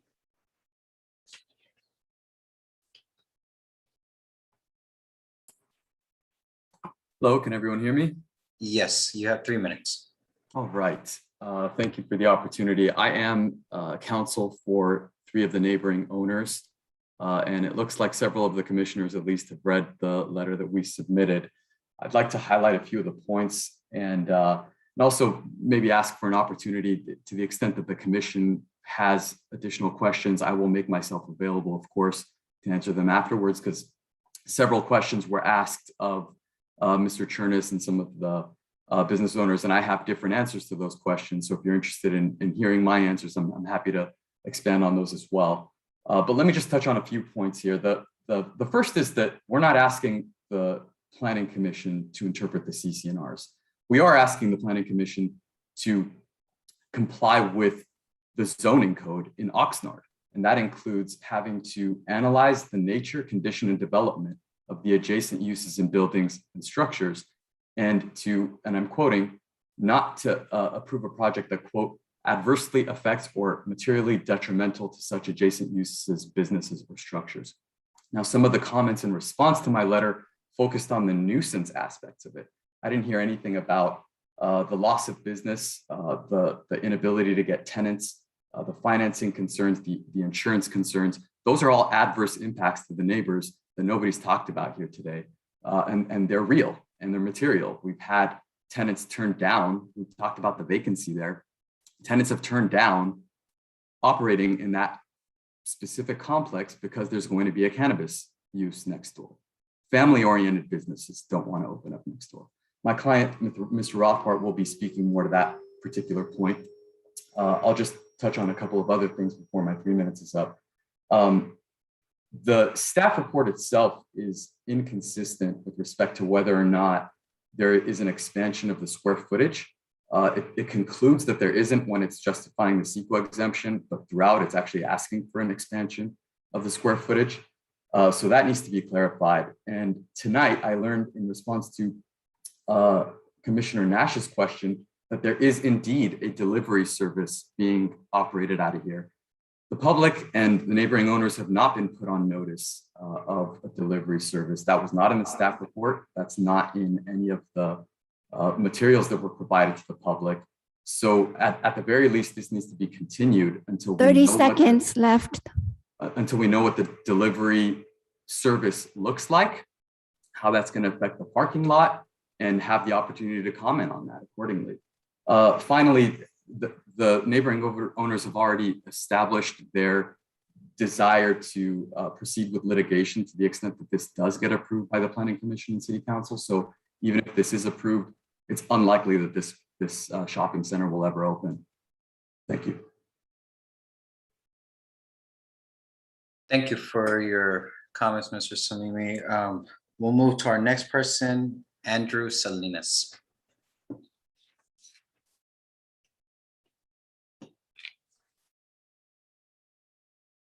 Can everyone hear me? Yes, Chief, go ahead. Okay. Good evening, Oxnard Planning Commission.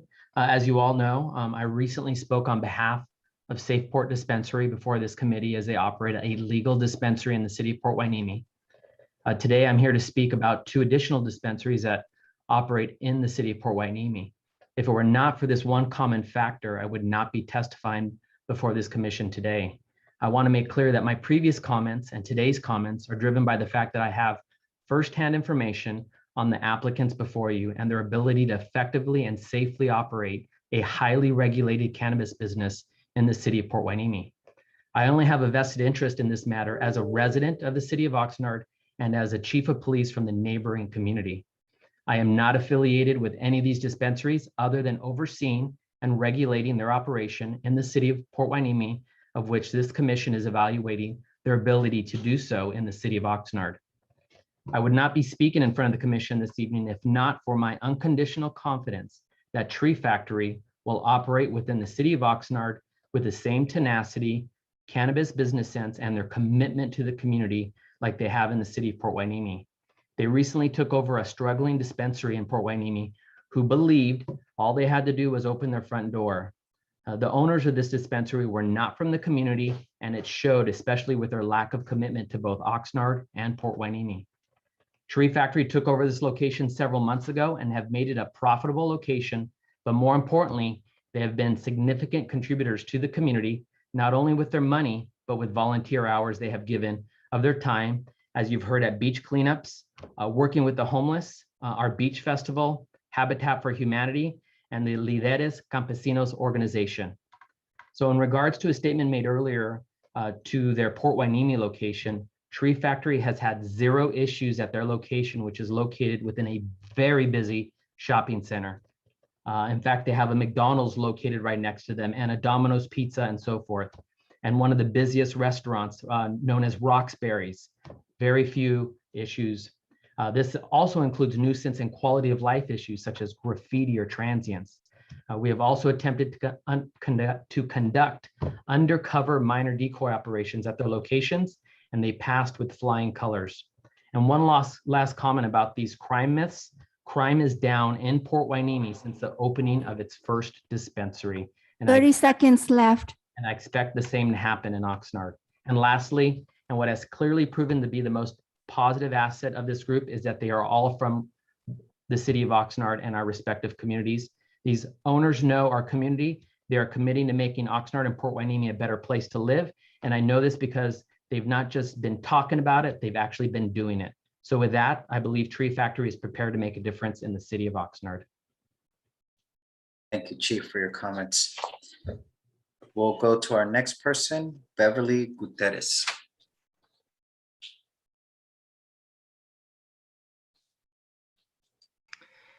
Good evening, Chair Chavez, Commissioners, and Council. My name is Beverly Gutierrez, and I'm speaking tonight as a representative of both Migaela Group, LLC, and Rose TIC, LLC.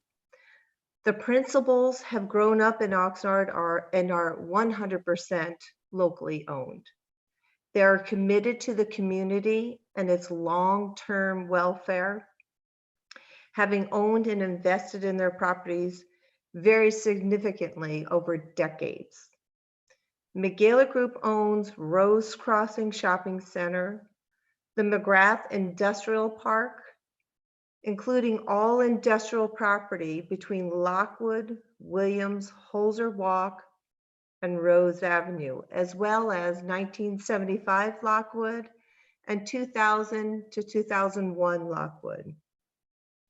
Rose TIC owns 2330 North Rose Avenue, which is the building where Goodwill is located, adjacent to this project. Needless to say, the McGrath are owners of the bulk of the surrounding properties and have been for generations. We object to the approval of this cannabis project. It's incompatible as it does not preserve the value and the family orientation of the area. Many tenants specifically require centers to prohibit uses that would not be found in a first-class shopping center. One of the top of the list is medical marijuana. The existence of this use in such close proximity will deter first-class tenants from leasing in our surrounding centers. For these reasons, we request that you deny this resolution. Thank you. Thank you, Ms. Gutierrez, for your comments. We'll move to our next speaker, Marty Smith.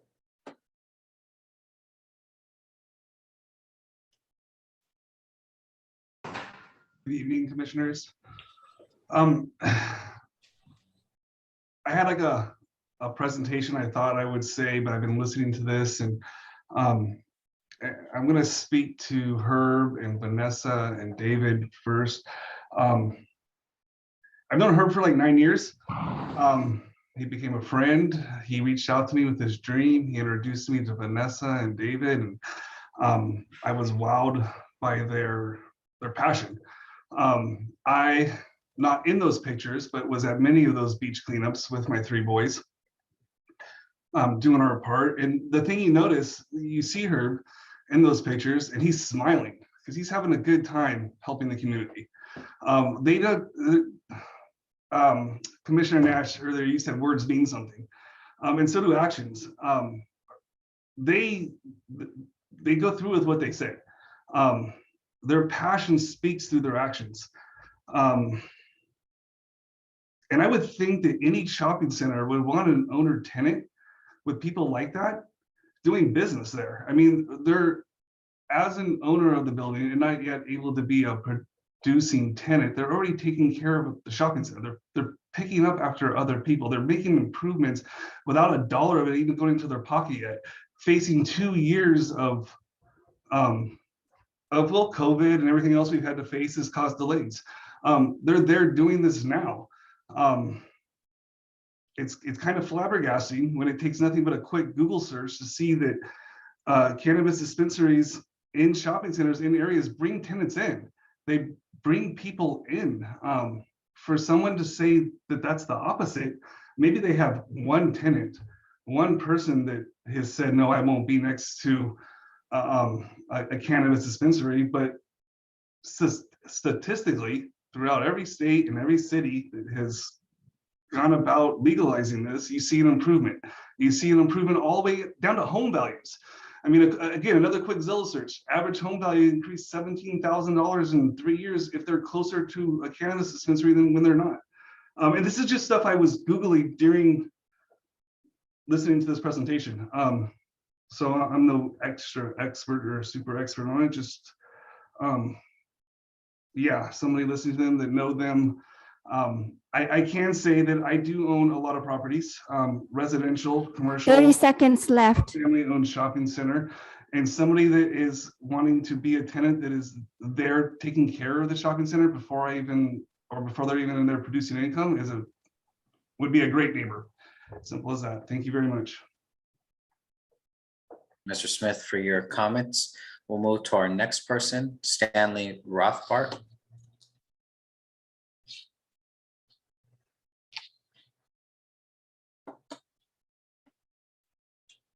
Can you hear me? Yes, you have 3 minutes. Yes, thank you. Good evening, Chair Chavez and Planning Commissioners. I thank you for this opportunity to share some thoughts and comments with you. It's impossible in just 3 minutes to address everything that the applicant said, so I hope you will drill down on some of those issues at the Q&A. My name is Stanley Rothbart. I'm president of Rothbart Development Corporation. We are shopping center developers. We have developed in the last 30 years over 12 million square feet of shopping centers. Currently own and operate over 5 million square feet of shopping centers. In fact, we developed this shopping center for which this SUP pertains back in 1996. And we developed and owned the shopping center across the street, Shopping at the Rose, about 700,000 square feet anchored by Walmart, Sam's, and Vaughan. We are pro-business and we are pro-retail, and we listened intently to all of the applicant speakers both last week and tonight. We appreciate all that they do and have done for the community, but that is not the issue here. It is not who is operating the cannabis store, it is the use itself that concerns us in a shopping center environment. We addressed this issue back in 1996 when we incorporated language in our shopping center agreements whereby all owners agreed that a use that violates any law is not permitted. Plain and simple. End of story. That is what the document said. Just as we sought to establish parameters for the type of uses to be permitted in our shopping center so that over time we can preserve tenant compatibility, the city has sought to establish findings to ensure compatibility of neighboring uses before an SUP can be granted. Please allow me to read an excerpt from the City of Oxnard Zoning Code pertaining to SUPs. No special use permit shall be granted if such use will adversely affect or be materially detrimental to such adjacent use or building. I think we all can agree that if financing becomes more difficult and maybe even unavailable if we add a cannabis store to the shopping center, that would be an adverse effect. I think we can all agree that if attracting new tenants become more difficult and in many instances dissuade some tenants from joining us, if we add a cannabis store, that would be an adverse effect. 30 seconds left. I think we can all agree that if costs increase substantially, including insurance premium, if we add a cannabis store to the center, that would be an adverse effect. In the face of these and many other adverse effects resulting from adding a cannabis store to the center, raised by us in our letter to the city, we find nothing in the record addressing these issues. It appears clear to us that the necessary findings cannot be made, and therefore we urge you to deny the applicant's SUP. They're available for comment. Thank you. Thank you, Mr. Rothbard, for your comments. We'll move to Jean Fink.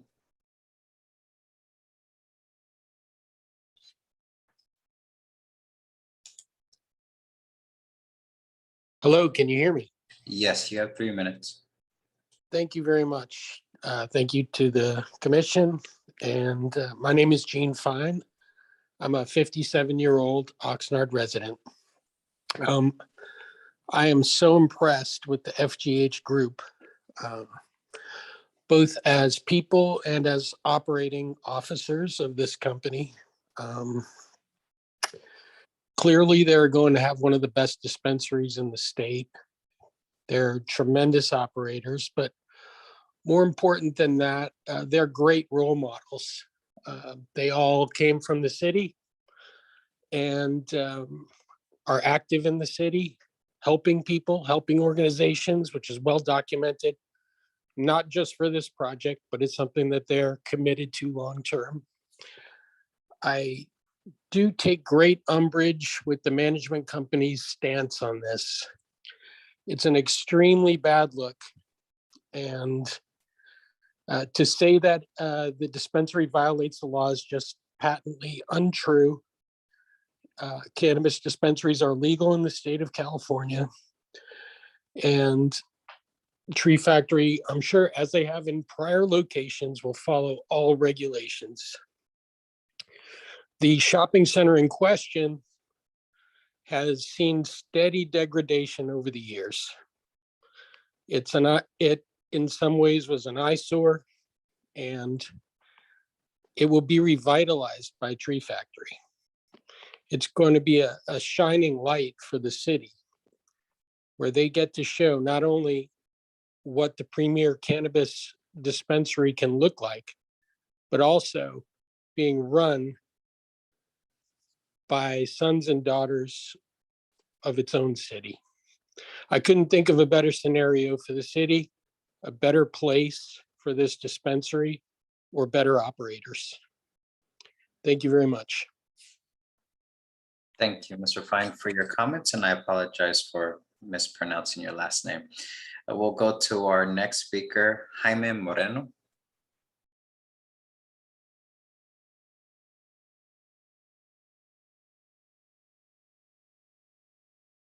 Hello, can you hear me? Yes, you have 3 minutes. Okay, thank you. Good evening, commissioners. Thank you for this opportunity to speak on behalf of FGH. My name is Jaime Moreno, and I've been an educator in the city of Oxnard for 24 years. I'm currently teaching at Oxnard High School, not only a teacher, but a football coach at Oxnard High School. And I've seen the support that FGH has given to education. Being an educator for 24 years, I've seen what daily, I almost see daily, what the negative effects of the misuse of cannabis can be. But the support of FGH and getting educational tools to these kids has been immense so far, and I can't wait to explore that even more. We do see a lot of educational aspects when it comes to alcohol use, but we don't see that yet with the proper use and appropriate use of cannabis. And I see FGH really pushing that in their agenda as far as helping the community. And I've known the members of FGH for years. I've grown up with them. I've grown up in the city of Oxnard, and I've seen the positivity that they create with everything that they've been doing in the community. And this would definitely be a piece that I don't see a lot of people talking about, but the support of education, educating young people on this is great, and they fully back education, and not only just education on cannabis, but educational opportunities throughout the city of Oxnard and the community. Giving us backup in whatever we need to do as far as is educating the youth, not just in this, but in other aspects. And they're always asking, what else can we do? What else can we do to help? And with everything that's coming back with the students now coming back to school, and I see a lot of opportunities, and they see opportunities to help out the youth in the city of Oxnard. And it's extremely beneficial for them to come up and be a part of this, because I know their heart is in it. And that's the big thing, is that their heart is in the city. The heart is in education. Their heart is making sure that everything benefits the city of Oxnard in a positive way, in a very positive way. So That's my support for the Planning Commission. Hopefully you will support them in their efforts to continue this educational process. Thank you. Thank you, Ms. Moreno, for your comments. We'll go to our next speaker, Chris Ramirez.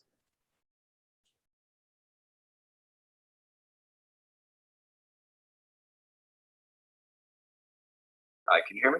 Yes, you have 3 minutes. Hello, my name is Chris, and I'm here to speak and give my opinion regarding approval of FGH's cannabis permit in Oxnard. For over 20 years, I've helped to open, run, and manage a successful business in downtown Oxnard. I have an 11-year-old son, amazing boy, top of the class, ranked 1. He means the world to me. Spends a lot of time with me in downtown in my office. That's right, downtown Oxnard, front lines. I'm the one calling OPD when the building next door caught fire because of a homeless man on the roof. I'm the one calling OPD when a man was holding a 10-inch bowie knife in the parking lot. On numerous occasions, the young ladies next door have come to the office asking for help when drunk individuals are harassing them. God bless the police department. 99% of the time, they arrive fast, but not always. So yes, I'm also the guy confronting the ones who think it's a good idea to defecate in the parking lot. I stepped on some myself. So what am I getting at? Well, some think cannabis dispensaries will create crime. I believe the opposite.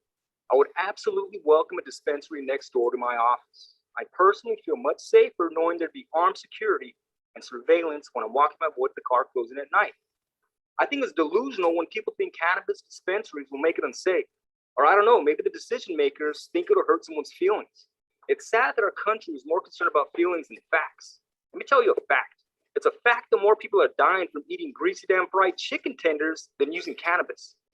But nobody's raising Cain about that. In regards to insurance coverage, no problem. Dispensaries should have no adverse effects on neighboring businesses.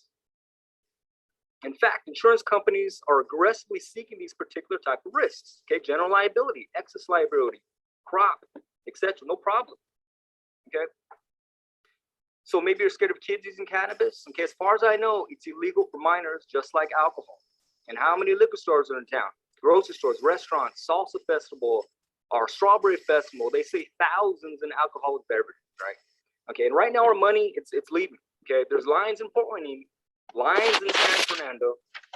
Okay, I also remember reading about a local fireworks show possibly being canceled if it weren't for a cannabis dispensary pitching in. And how many other groups have donated time and money? Well, I know for a fact the folks at FGH have. Okay, so when is Oxnard going to make a decision? Let's not delay any longer. Okay, these brave individuals who've applied, jumped through all your hoops, and continue to jump through more. Okay, despite city errors and incompetence. I mean, why are we here today?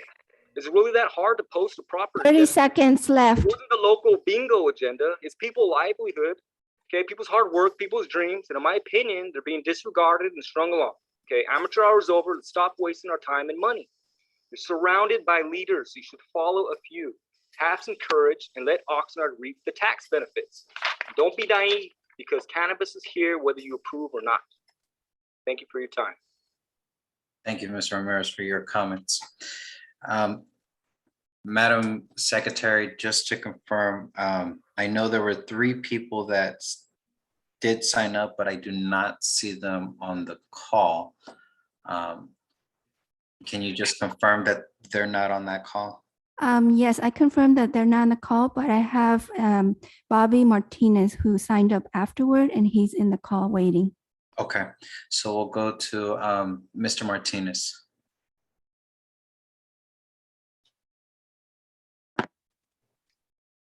Hello, can you hear me?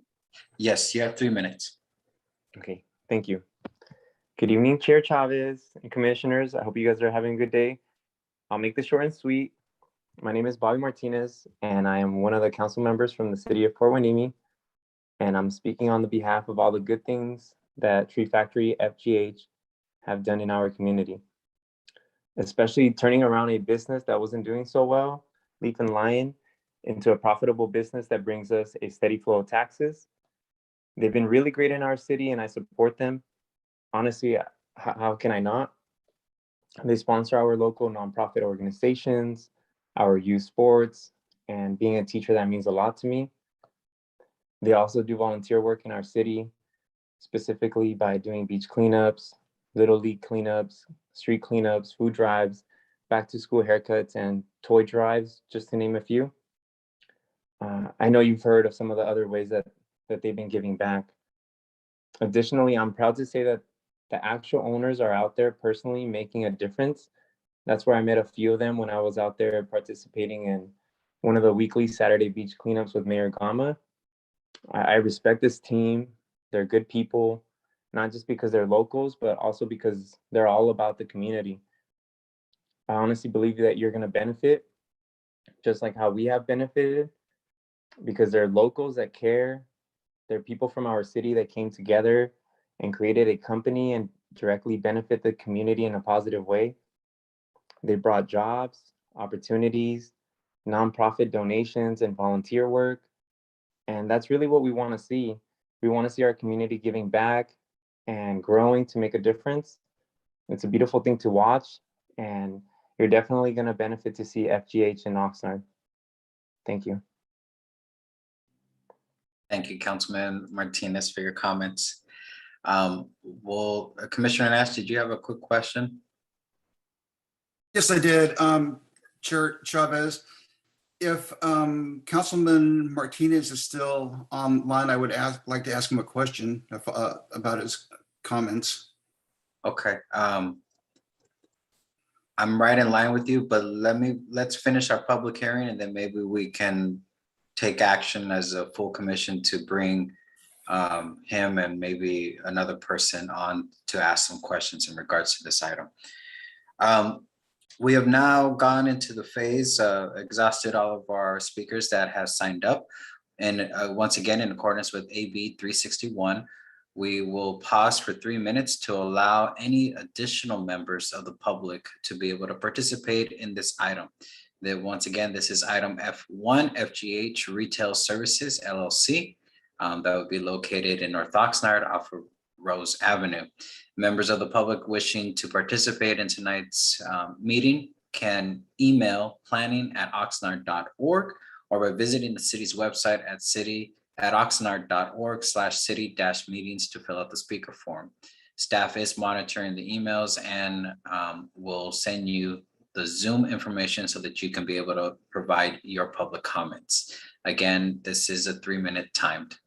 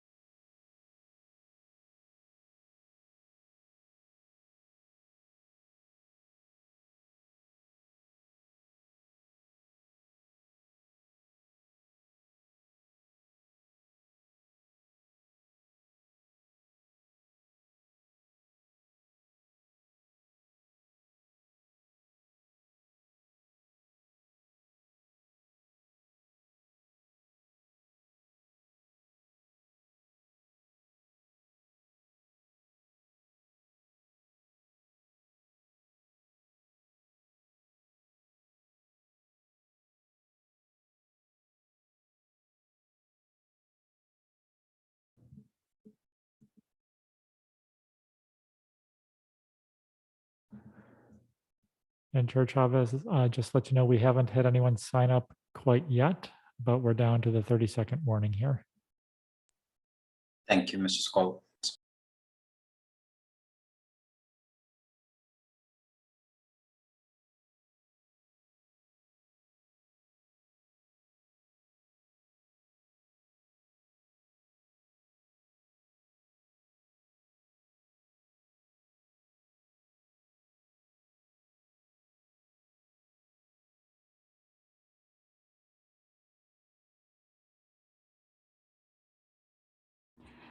Okay, Chair Chavez, it's been 3 minutes and I haven't received any new calls or emails. Thank you, Madam Secretary, for that. So Commissioner Nash, you actually had a request. Yes, I had a question for Councilman Martinez, if he's still available. So this is what I would like to do, and we would have to take action as a full commission.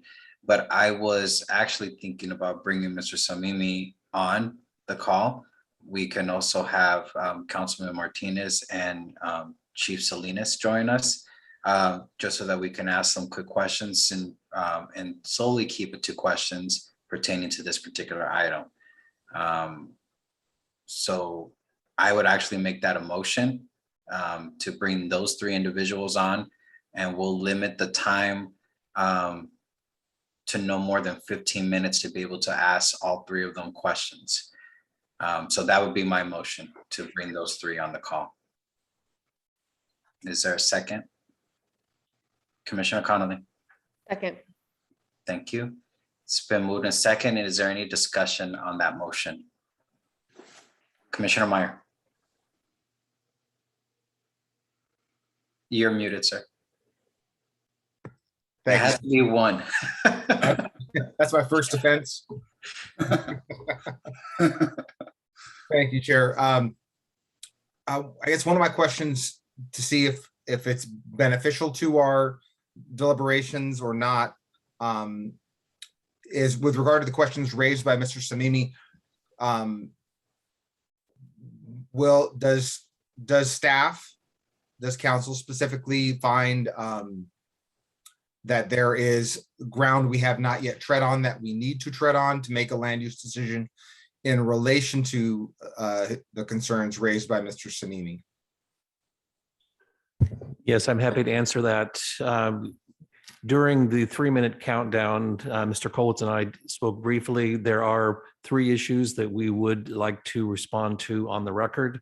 If there is a vote to bring back Mr. Samimi and others, then staff will be prepared to answer any additional questions that may be raised from that process. Thank you, counsel. No further commentary from me. Thank you. Any additional questions or comments on that motion? Seeing and hearing none. Madam Secretary, if we can have a roll call, please. Chair Chavez, Aye. Commissioner Connolly, Yes. Commissioner Lopez, Yes. Commissioner Meyer, Yes. Commissioner Nash, Aye. Commissioner Sanchez. Yes. Motion passes. Thank you for that. So we will be bringing back Chief Salinas, Councilman Martinez, and Mr. Samimi onto the call. This is a time questions for 15 minutes. So commission, if you have any questions, please clearly direct who you are asking the question of. We'll start with Commissioner Nash. Thank you, Chair Chavez. This question would be directed towards Councilman Martinez. It's a very simple question. I would ask, are the businesses adjacent to the dispensaries in his city, have they benefited? Has there been have they suffered economically, or have things stayed pretty much the same? I think that would be an important insight, and I wish that there was some academic studies that we could reference in the the economic impact of the quality of life and the economic impact of marijuana dispensaries on adjacent businesses. So Hello, Commissioner, can you hear me? Yes.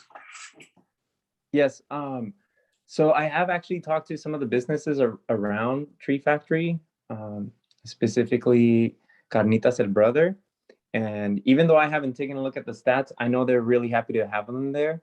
This might be more of a Chief Salinas question, so I don't know if he can chime in. Maybe they have some some data, but me personally, having actually talked to some of our local businesses, specifically the owners from Carnitas El Brother, they're really happy to have them there as neighbors. So I can talk on that question. In regards to the increase in business, just in general in Port Hueneme, we actually have HDL data, which accumulates all of our taxes. And soon after our first dispensary opened up in Port Hueneme, every single business sector in Port Hueneme increased its sales from the one gas station that we have in Port Hueneme all the way to our fast food, as well as our restaurants. In regards to specific cannabis locations and the businesses next to them, I can specifically testify to Tree Factory, such as increased business next to Carnitas El Brother and Roxbury's, as well as businesses like HPC. The liquor store located underneath them has increased businesses. Skunk Masters, 805 Sushi right next to it was struggling, and when they moved over there, they now have a very vibrant business. So with having an additional 66,000 people coming to Port Hueneme every month to purchase cannabis, it is in fact affecting other businesses in our city. Okay, that's great information, and I thank you, Chief and Council Member. And that's all I have, Chair Chavez. Thank you, Commissioner Nash. Any additional questions from the commission? Chair Chavez, may I just add something? Yes, go ahead. I wasn't really sure why we were holding this special meeting, but I was asked if I can take the time out of my evening to talk on behalf of the good that FGH have done. And the truth is that if they weren't good people, then I wouldn't be here right now. And as a city council member, it's easy for me to see who is out there giving back, whether it's businesses, nonprofits, or local community leaders, and many whom are from Oxnard. And I hope we can see more opportunities for collaborations between both our cities. So thank you for your time. Thank you, Mr. Martinez. I have a question. Chief Salinas, you mentioned that there was 0 issues or violations at the current location in Port Hueneme. And you said that they also took over a struggling dispensary. What were the steps that they had to take in order to bring that location into compliance, and the timeline that they had to do it in? Well, I can testify to things like community contributions, which the previous dispensary, also known as Leaf and Lion, over their 3 years there at that location, had made a total of $1,000 in donations to the city, where we actually require a 1% community contribution. As soon as Tree Factory moved in, that was one of the first things on their list they wanted to rectify, and soon thereafter, they started making donations to numerous organizations within the city of Port Hueneme, but especially volunteering hours. You'll hear these names, Vanessa and Herb, David, Maria, they've all been out donating their time. Now, in regards to fixing the problems, the very first thing they did was they got a copy of the audit report that was put together by Tony Stewart, our director, and they went and itemized and went through every single item on that list and started correcting all of the issues within the dispensary, which in turn actually affected their profitability and quickly turned them around. And here several months later, the city is now seeing this location as a very profitable location, not only with the 5% sales, the 5% sales contribution they're supposed to make, but as well as the community contributions. Chief, we had the councilman make the comment at the end that if he did not believe in this business, that he would not be here tonight. Do you believe that, do you support this business? And as you mentioned, you are a resident of the city of Oxnard, as well as the police chief for our neighboring city. Do you support this business? Absolutely, wholeheartedly, and that's just based on my experience as a chief of police here, where I regulate and oversee their operations and can talk about this matter. So the answer to that question is yes. Thank you. Commissioners, do we have any additional questions for Chief Salinas or Councilman Martinez? Seeing and hearing none, we'll go to Mr. Samimi. Any commissioners with any questions to Mr. Samimi? Mr. Samimi, I just had a couple of questions. The first question is in regards to one of the comments that you made, and that it wasn't being addressed of the financial impacts and the vacancy rate at the location. How many businesses actually walked away from your shopping center as a result of hearing that this cannabis was going to come into the location? Thank you for the opportunity, Commissioner Chavez, Chair Chavez. I don't have a specific answer to that question. I know that one of the retailers who is an owner of one of the vacant locations at the site has at least been turned down by one large national retailer. I don't know if I'm at liberty to disclose the name. So there's one that is for sure turned it down due to the cannabis use. And there's just other uses that are just not legally going to be available anymore. Everyone on the commission should understand that there are certain uses that just cannot be within a certain distance from a cannabis dispensary. So just right off the bat, you have certain businesses that can't be there anymore. And then on top of that, you have hesitancy of the types of businesses that are more family oriented, like the restaurants. And I think it was Mr. Chernus, but it may have been somebody else from the applicant team, made a claim that the Golden Corral restaurant is in support of the cannabis operation. I don't know where those facts come from. I've heard the opposite. Perhaps we can have Mr. Rothbard come on and clarify that. But I just think that's just factually inaccurate. I don't think that's correct. And there's one other thing. I think we've been painted as kind of anti-cannabis in this location.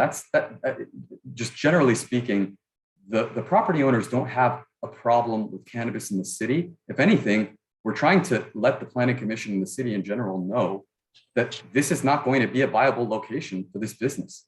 It's very clearly prohibited in the CCNRs, despite Mr. Chernus's claims to the contrary.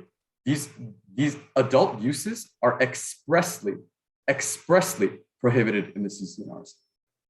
And again, contrary to the claims of both staff and Mr. Chernus, it would be legally inaccurate to say that the CCNRs are irrelevant to the Planning Commission's decision. And I'm going to read this again. This is the Oxnard zoning code, and I'm quoting. It says, the nature, condition, and development of adjacent uses, buildings, and structures shall be considered. That's a shall, that's a must. That you don't have a choice, you have to consider that. In this situation, the nature, condition, and development of the adjacent uses are, sorry. I'm gonna go ahead and just reclaim my time. I only allowed it for 15 minutes and we're already have 6 minutes remaining, and I have 2 other commissioners that have questions as well. So I'm just gonna go ahead and reclaim my time and then ask a couple of more questions. You made a comment in regards to that there are certain businesses that aren't able to be within the cannabis. Can you elaborate on which type of businesses that aren't allowed to be around? Or educational uses, youth centers, things of that nature are just not allowed to be next to a cannabis center. Anything involving education of children, especially specifically youth centers, it's in your own code. It's not even in the state law. Your own code says that. So you're referring to sensitive uses. Okay. And just the final question, have you, as a representative of the business owners, reached out to the applicant legal counsel in order to find a resolution or to mitigate any concerns that may have arisen? I'm so glad you asked that question, Chair Chavez, because you asked the same question of Council Chernus, and he didn't really answer your question. The answer to the question is I have reached out and I haven't been responded to. So I sent the letter, and Mr. Chernus did explain that I sent a letter over a year ago. This was in the year 2020 when I sent a letter back. I did get an email from Mr. Chernus saying, I received your letter, I will respond. And then after that, I got complete radio silence. So the answer to your question is I have reached out. I have been promised an answer from council, and council did not ever respond to me, ever. Okay, thank you. That will end mine. Commissioner Dr. Lopez. I have several questions, so I'll defer to Commissioner Meyer first, and then I'll use whatever time is left. Thank you. Okay, Commissioner Meyer. Thank you, Chair Chavez, and thank you, Commissioner Dr. Lopez. Just a question for Mr. Samimi. In regard to adult uses, I think I'm a little confused because I understand that the Circle K located in the shopping center sells tobacco and alcohol products. So wouldn't that also fit into adult uses being sold in the shopping center? Good question. There happens to be an express exemption for alcohol that's sold that will be taken off the premises when alcohol specifically is not the primary sales of the location. It has to be a secondary sale of the location, and it has to be taken and consumed off-site. So adult uses are expressly prohibited, but there's a carve-out exemption specifically for alcohol, and it has to be an ancillary sale. It can't be the primary sale of the location. Thank you for that clarification. Commissioner Dr. Lopez for the remaining 2 minutes and 40. And Mr. Samimi, if you could be as brief as possible with your direct responses here, just so that I can try and fit in as much here. But in your letter dated June 15th that was provided to us, you said you'd like to take the opportunity to set the record straight and bring the city's attention to several matters that were either flat out misrepresented or willfully failed to disclose. And I didn't quite frankly get from the rest of the letter, direct express of what that was. And so for me, taking the false and misleading accusations seriously, could you briefly highlight what those were, please? Yes, this was in reference to, there's a link at the bottom and a footnote to a PowerPoint presentation that was provided by FGH to the city. And about half of those slides talk about neighborhood compatibility. And they, at that point, had already had two very strong letters from two attorneys. I'm not the only one. There's another neighboring neighbor whose attorney also sent a letter mirroring exactly what we had said. And so failure to disclose this very strong opposition from neighbors and claiming that neighborhood compatibility is as close to a flat out misrepresentation as you can have. I see. And I'm interpreting this, certainly like taking, bigger steps back and 30,000 feet, looking at the whole city and instead of just the immediate neighbor. But I very much appreciate that. Throughout throughout your first letter, you make reference to several numerous adverse effects that that this will have. Could you explain and reference what informs that statement there? Yes, let me start with the financing, because that's a very big one. We have had our own, my own clients have reached out to banks and they said, it doesn't matter if you're a cannabis use or not. If you're doing anything on your property that requires financing, we will not provide the loan for you if there's a cannabis use in the complex. That's a direct statement from a bank to my client, and it's a direct adverse impact, which means that you cannot make the required finding under the Oxnard code, which means that you cannot approve the project. It's that simple. Another one, insurance. My clients have been informed by their insurance companies that premiums will rise. That's an adverse effect. It's more money coming out of their pockets. Having to spend more on these types of things is an adverse impact. It's just black and white. This is not a finding that your planning commission is going to be able to make in this context. Okay, and we're out of time, but thank you. Thank you, commissioners. I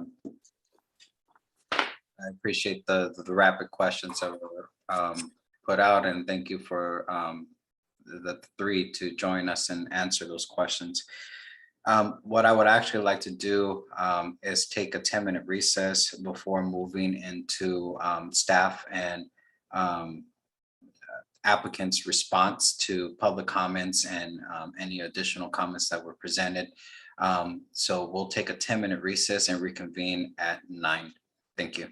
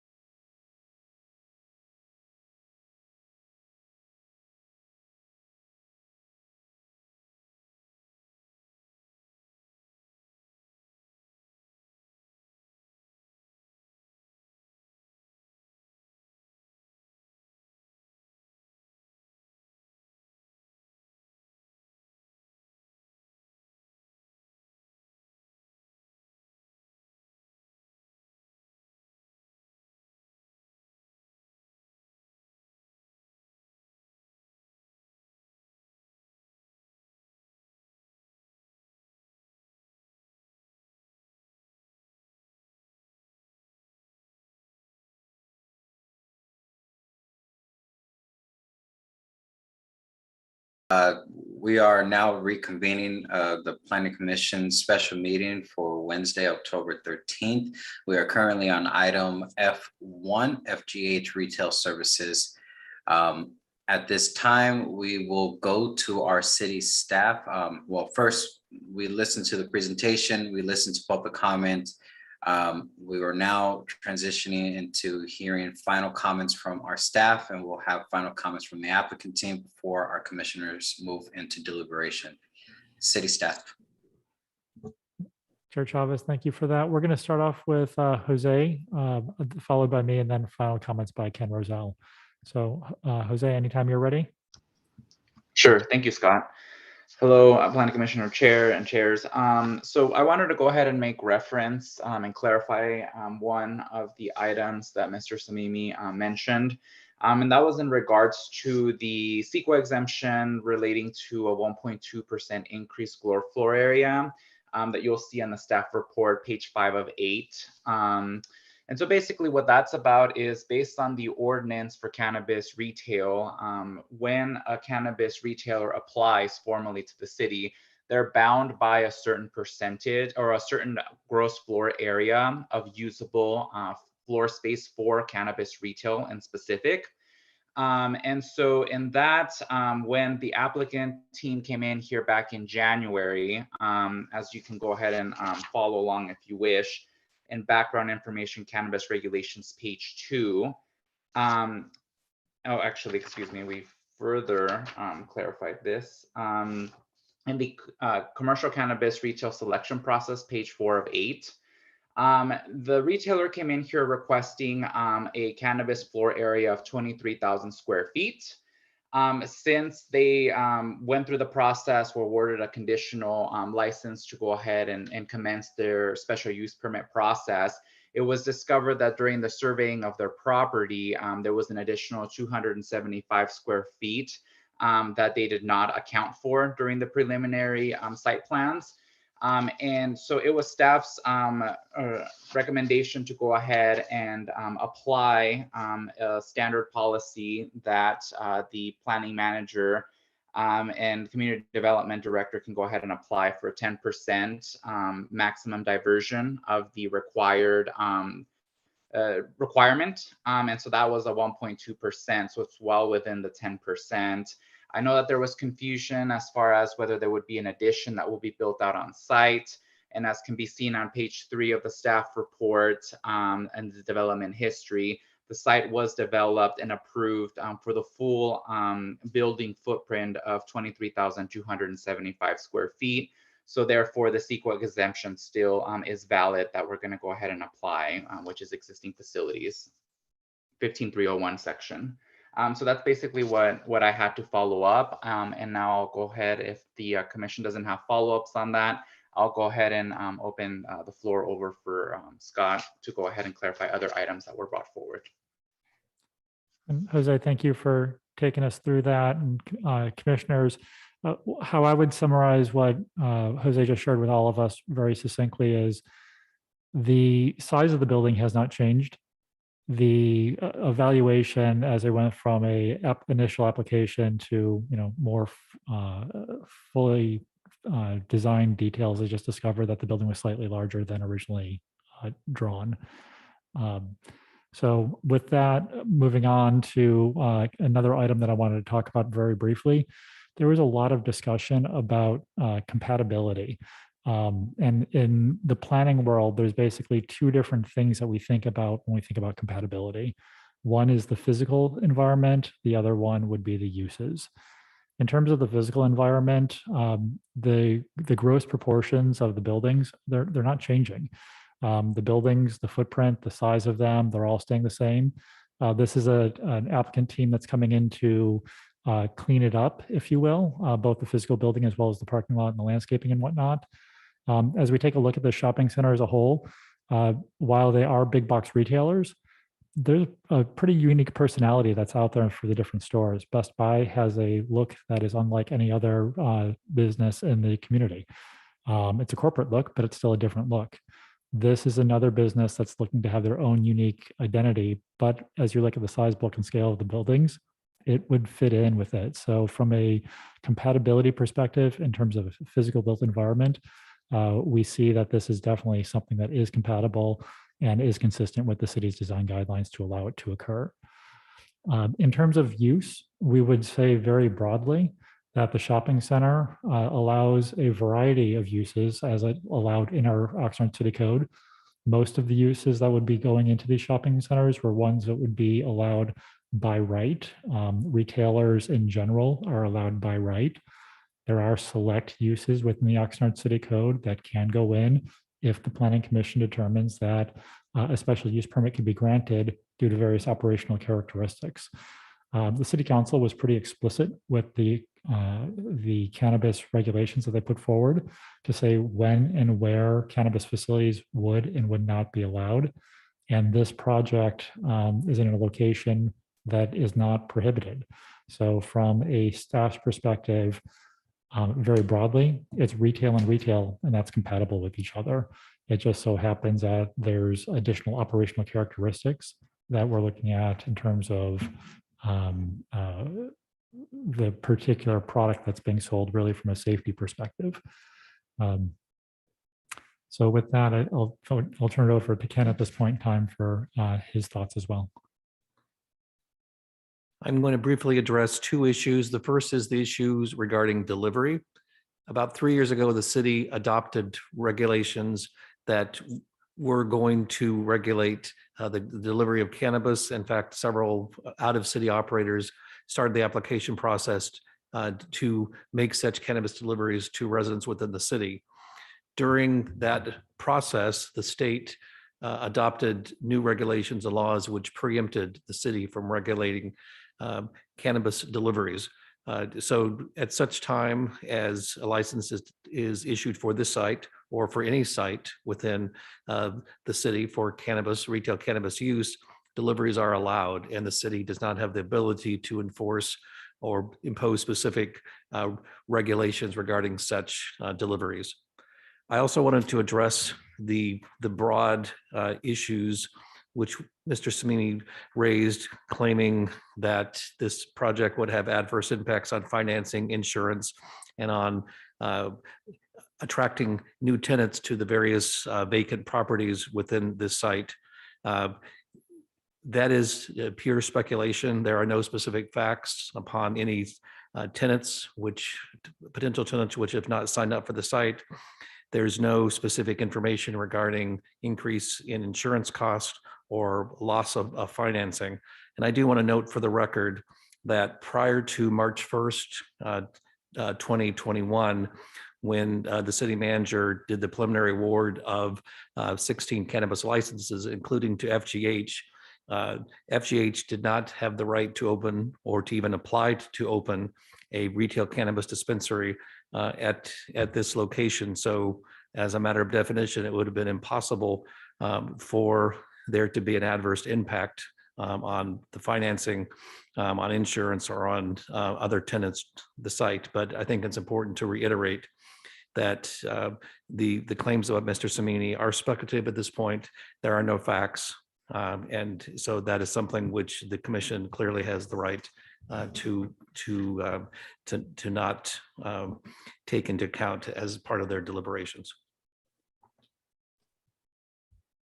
Thank you, staff. We'll go to our commissioners if they have any quick questions that they want to ask of staff before we move to the applicant team to provide their final comments before moving into deliberation. Commissioner Meyer.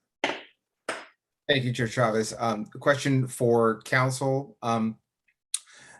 I know that the question of legality was brought up in relation to the CC&Rs, and we aren't here to adjudicate CC&Rs.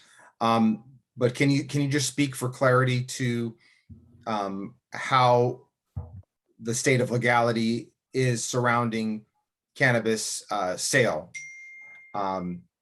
Given that it's legal locally, it's legal statewide, but then there's a matter of federal, which is what it sounds like the CC&Rs and those that are opposed to this project are referring to. Thank you, Commissioner Myers and Planning Commission. This is a complex area. Starting in 1996, the voters of California approved the sale of medical cannabis. So that's the sales of cannabis started in the state a number of years ago. At this point in time, as has been stated by various speakers, cannabis sales now for the adult use are allowed in the state. And for those jurisdictions that have adopted specific regulations to allow those uses. From the city's perspective, we believe that we are actually, we are allowed by the proposition which approved the sale of adult cannabis use, in other words, non-medical.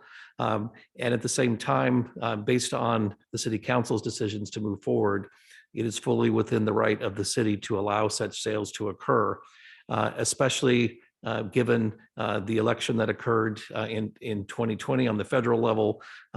There is not the federal enforcement of these regulations that we are aware of.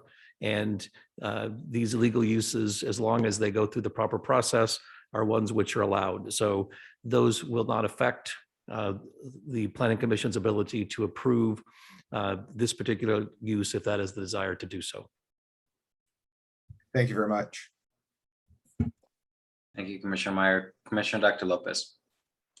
Mr. Rozell, just wanting to press a little bit further on the CCNRs and the city's position on not being able to enforce that. I'm taken back to, just sometimes we got to look at a completely different example. And what I'm kind of remembering is, same thing with like ADUs, for example. If HOAs or master plan communities have, these regulations in place, and they don't allow for, an ADU, on the property, they can proceed because of this state law, correct? So it's the same parallel understanding of that here, where, we, again, are not the authority to have that as a criteria for not approving their business license, correct?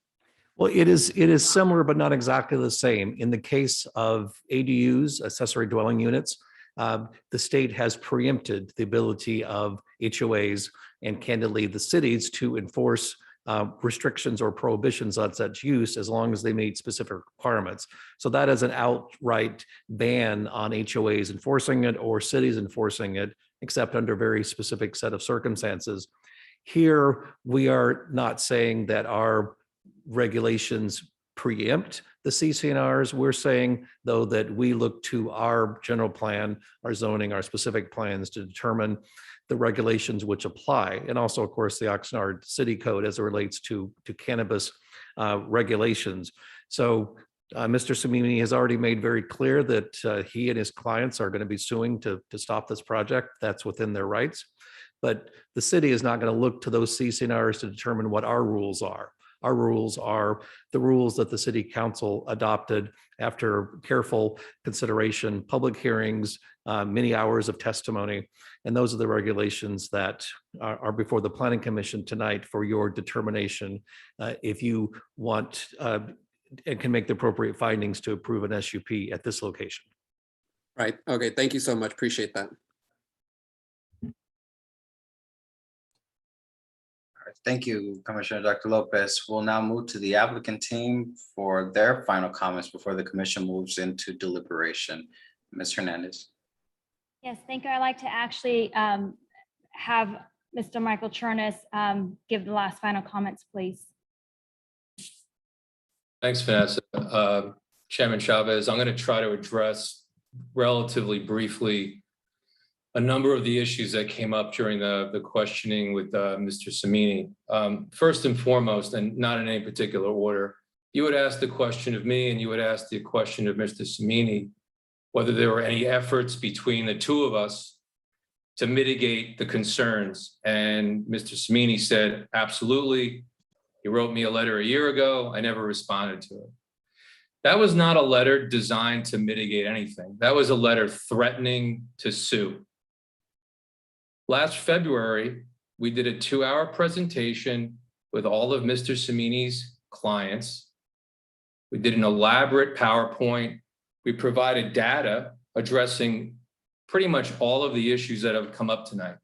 The lack of correlation between crime and dispensaries, how property values actually increase as a result of dispensaries, how adjacent businesses increase business as a result of dispensaries. We invited feedback. We invited a dialogue. We got no response. So we've tried for 2 years to win our neighbors over without complete success. Although, as I mentioned before, not all of our neighbors are against us. There doesn't seem to be any debate anymore about the quality of the FGH ownership, the experience, security, or the plan. We just apparently have different views with some of the neighbors about what is compatible for this mall. It's really a tale of two different visions for the shopping center. And what's really interesting is that what we represent, what FGH represents, is hope for the future of a different outlook for this shopping center, whereas what Mr. Samini's clients represent is the status quo. And we've provided anecdotal evidence. In a letter I wrote to the commission, I provided pictures. We've provided statistics demonstrating that this shopping center is a failure right now. There is a lot of crime there, shoplifting, burglaries, drug overdoses. Just over this past weekend, there was an attempted burglary at Best Buy. What you have not heard tonight from Mr. Samini is any pushback at all on the current state of affairs in this shopping center. It is dirty, it is unsafe, it is underutilized. FGH represents a different vision. In terms of compatibility, we presented Mr. Samini's clients, and in particular, Mr. Rothbart, with data on other high-end shopping centers that have dispensaries. I think you heard either Mr. Rothbart or Ms. Gutierrez, who said they don't see how shopping centers like such as this, high-end or first-rate shopping centers, are compatible with dispensaries. I'm going to give you a few examples for the record. There's a shopping center called The Plant in Woodland Hills that has a dispensary. This is in the Westfield. This is in Woodland Hills, adjacent to the Westfield Topanga Mall. It also has a Staples. It has a Scandinavian Designs. It has a Farmers Insurance. Adjacent to that shopping center is a McDonald's and REI and Eddie Bauer. There's the Zen Garden Wellness dispensary in Stockton in the Hammer Ranch Shopping Center. Has a Carl's Jr., a Dollar Tree, H&R Block, a thrift store, not unlike the Goodwill in this shopping center, and a Safe Mart Foods. There's also the Canavine dispensary in Ukiah. There's a Sears, a Verizon, a Starbucks. Toluca Lake Collective in Los Angeles is in a shopping center that has a CVS, a Food for Less. Holistic Healing Collective in Richmond. There's a UPS, a Quiznos, a Wells Fargo, a Subway, a Starbucks. I can go on and on. So the notion that dispensaries are not compatible with high-end shopping center is just a farce. The idea that tenants are going to be pushed away or deterred from being in the shopping center is nothing more than a red herring. First of all of the lots in this shopping center have firmly established tenants. Best Buy, Goodwill, Golden Corral, 30,000 square feet. It's enormous. It's an enormous space. It's difficult to rent. It used to be Babies R Us. Babies R Us went bankrupt. The new owner bought it out of foreclosure, out of bankruptcy, in 2018, before FGH came to fruition. It was vacant before FGH became even a thought. It's still vacant because it's a difficult space to rent. So the notion that FGH has sort of chased away an unknown national road retailer is probably just an excuse for the fact that it's a difficult space to rent. The notion that FGH being there is going to somehow keep away other businesses that would be suitable for the shopping center is, again, a red herring. The idea that schools and youth centers are appropriate for a retail shopping center, they do not raise revenue. They do not create tax revenue for a city. They are not retail businesses. They are the kind of businesses that a shopping center has when they can't do any better. And by the way, those are not businesses that have ever even been in this shopping center. Furthermore, it's worth pointing out, not that I want to get into these CCRs, but the CCRs expressly prohibit, and I quote, daycare and children's play centers, close quote. They prohibit entertainment facilities and educational uses. So FGH is not going to scare away an educational school or a youth center. Those are not the kinds of businesses that are appropriate for this shopping center anyway. The idea that in any case, if there was a sensitive use issue, if a business wanted to come in where there was a conflict because of a sensitive use restriction, that's a problem for FGH potentially. It's not a problem for the new business coming in. The new business is not subject to the sensitive use restriction. FGH is the one that's subject to a sensitive use restriction. But again, the idea that somehow the shopping center would be better off with a youth care center, a child care center than a dispensary. I mean, again, if that's what they think is better for this shopping center, then we clearly have different visions. As Mr. Roselle said, there's no evidence that the other owners are going to have increased insurance costs or increased financing or difficulty obtaining financing. I am not only an attorney that assists businesses in regulatory matters, I also assist businesses in federal criminal matters, including business matters involving, violations of the Controlled Substances Act. I've been doing this for 10 years. I have never once heard of a business having difficulty getting insurance because they happen to be located next to another business, or a business that is unable to get a loan because it's located next to another cannabis business. It just doesn't happen. And by the way, when we spoke to the neighboring landowners back in February, and they raised this concern about increased insurance costs, and they asked us, hey, if that happens, would you be willing to pay for it? Increased insurance costs for the other buildings, the other businesses. And what we said is, if you can demonstrate that you're facing an increased insurance cost, we will try to find insurance as a replacement for you at the same cost. And if you can demonstrate that there's actually going to be an increased insurance because of our business, we would definitely explore discussing absorbing that expense. That was when we were trying to, mitigate these concerns. But I have to emphasize, it should not be enough for Mr. Samini to basically raise all of these what ifs and maybes to stand in the way of a permit. There is no evidence. There is no data. We don't even have the name of the tenant, the national retailer tenant that was ostensibly pushed away. All we have is concerns and fears. And lastly, because I think this came up with Commissioner Nash's question or someone's question about adult uses, I will.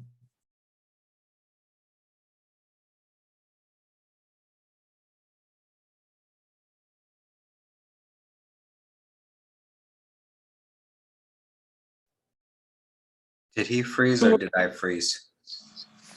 The CC&Rs, oops, my connection is unstable. Can you hear me now?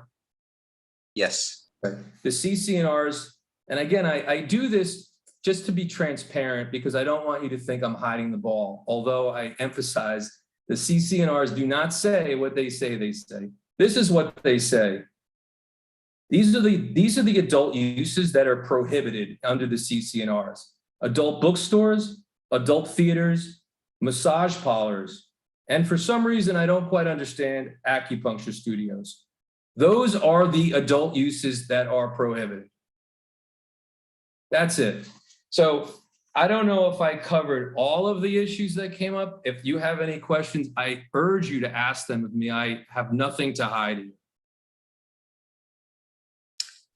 Thank you for those comments. Do any commissioners have any quick questions that they want to ask of the applicant team? Otherwise, we will proceed into our deliberate. Commissioner Meyer. Thank you, Chair Chavez. One question I asked other applicants, and I didn't ask this applicant team, was around labor. And in terms of, is there like a collective bargaining agreement? Is there some relation to unionization? How is that planned for? I can't recall. I think, Vanessa, you might have to speak to that. Hi, good evening, Commissioner Meyer. Yes, we are investigating that. At this point, we're in discussions, but nothing has been set up. And just for the record, Cesar Chavez actually lived behind my grandfather, and my uncle was very close. So this is something that, of course, is very important to us. There's an obligation, Commissioner Meyer, there's an obligation under state law that if the business is going to have more than 20 employees, that you must enter into a labor peace agreement. That requirement does not actually get implicated until you submit for state licensing. So at that point in time, there will be a labor peace agreement in place for sure. Good to know. Good to know. Thank you, because that is something that several of the approved applicants have had in their place with a union, and that can be a difference maker in terms of what customers are looking for and what they value. So appreciate the feedback. Are there any additional questions? Seeing and hearing now, we'll move into deliberations at this time. We'll begin with Commissioner Nash. Thank you, Chairman Chavez. And first of all, I want to thank the applicant and staff and all of the people who spoke. They provided great information, great presentations. So I am very much appreciative of the quality of the commentary.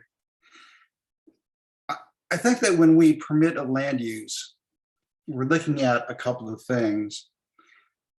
One, will our decision adversely impact the adjacent businesses, essentially their economic prospects? We do not want to impose any deleterious impacts. The other consideration is the quality of life. And I think that in all of our decisions, our primary concern is to improve the quality of life for Oxnard residents. When I hear a comment that if we permit this business, it will adversely impact adjacent businesses without really any sort of documentation, I just cannot give it much credence. And I think that there are probably some academic studies out there. There's this business has been in play long enough where I think I think if staff does some due diligence, that they can provide some of these studies in the staff report so that we can look at them and go, cannabis dispensaries are economic drivers or they're not. It's a fairly simple question and proposition to answer. So looking at everything we've heard and everything we've read, I am ready to support staff's recommendation. And I thank you, Chair Chavez, for the opportunity to speak. Thank you for your comments, Commissioner Nash. Commissioner Dr. Lopez. Thank you, and I'll try to be more brief, although I did my homework and have a lot of points that I prepared, but certainly echoing Commissioner Nash's comments and just appreciating the applicants, appreciating the folks who have called in and who have, come back to join us this week after we had to table it last week. So I certainly want to acknowledge staff. I think this is, if I'm not mistaken, the fourth cannabis business license permit and that we've had before us.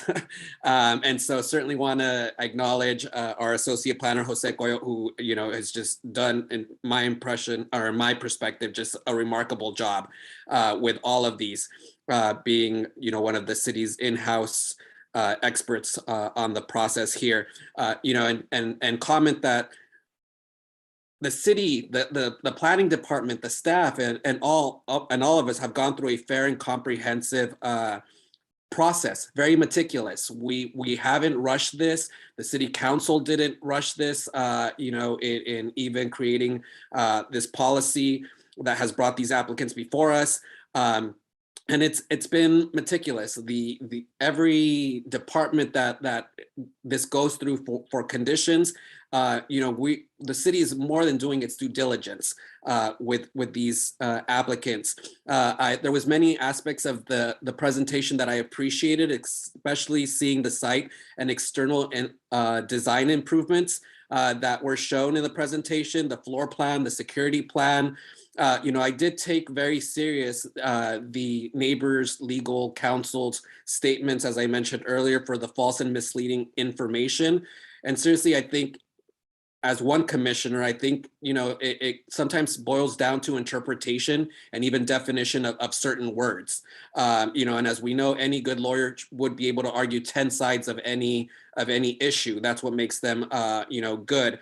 I appreciated our counsel's clarification on the matter with the CCNRs, and want to also highlight the key conditions that were covered in the presentation, including to abide by all state and Oxnard rules and regulations. The condition number 38, which is that the commercial cannabis license will be reevaluated or expire in 12 months and have to approve. And of course, if there's any problems or if any of the concerns of the neighbors or other councils turn out to manifest themselves, I'm sure that all of that will play a role in renewing or choosing to renew 12 months from now.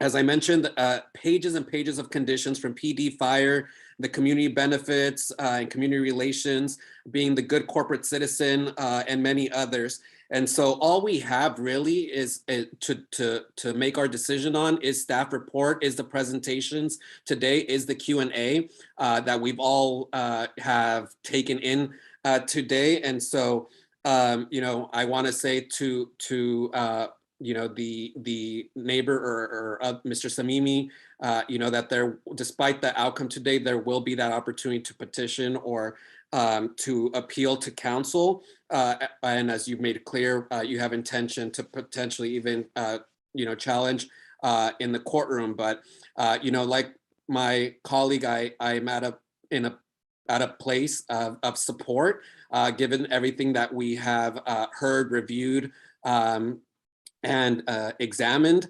And as I've said to other folks before, some of the other applicants that have come before us, I wouldn't be that ambassador and advocate and champion for Oxnard if I didn't say that, wish you well and much success, but to also say that I hope that you are as generous to our city of Oxnard as you've been to the city of Port Hueneme, if not more, because you are sons and daughters and people of Oxnard. And your success is our success. And so again, just thank you to everyone for your time. And again, wish you much success. Thank you. Thank you, Commissioner Dr. Lopez, for your comments. Commissioner Connolly. Thank you, Chair. I feel that this was maybe one of the most polarized special use permits that we've had thus far. And I know I'm not unique in saying that I love a good two-sided debate. So thank you everyone that called in and showed up today, and thank you to the applicants. When I look at other businesses in the surrounding areas that may have been controversial before my time here in the Planning Commission, I think of the Turner's Outdoorsman Shop. I'm sure that the COVID vaccination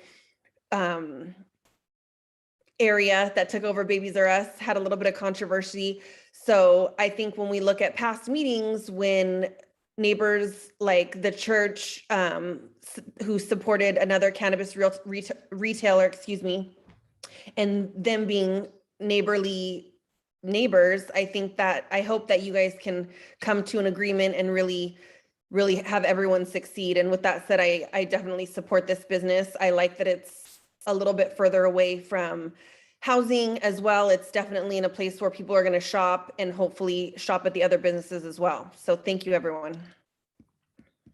Thank you, Commissioner Connolly, for your comments. Commissioner Meyer. Thank you, Chair Chavez. Yeah, I think there's been a lot that's been discussed on this topic.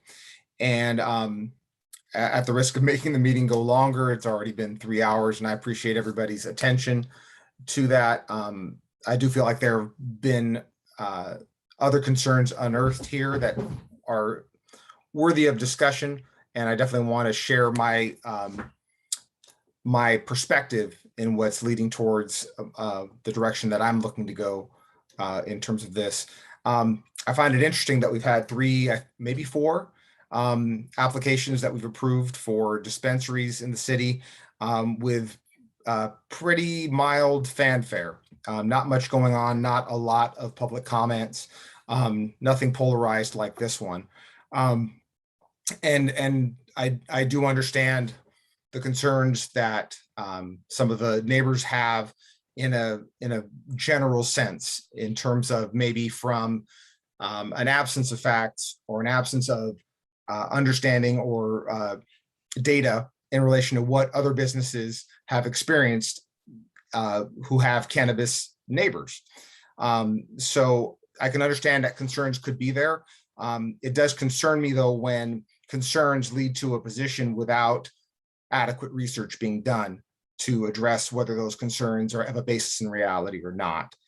And I get some of the sense that there's not a basis of the big picture of what's going on here. I mean, we're talking about an industry that was a much more dangerous industry when it was purely black market, which was like before 1996 with medical, and then before 2018 with recreational.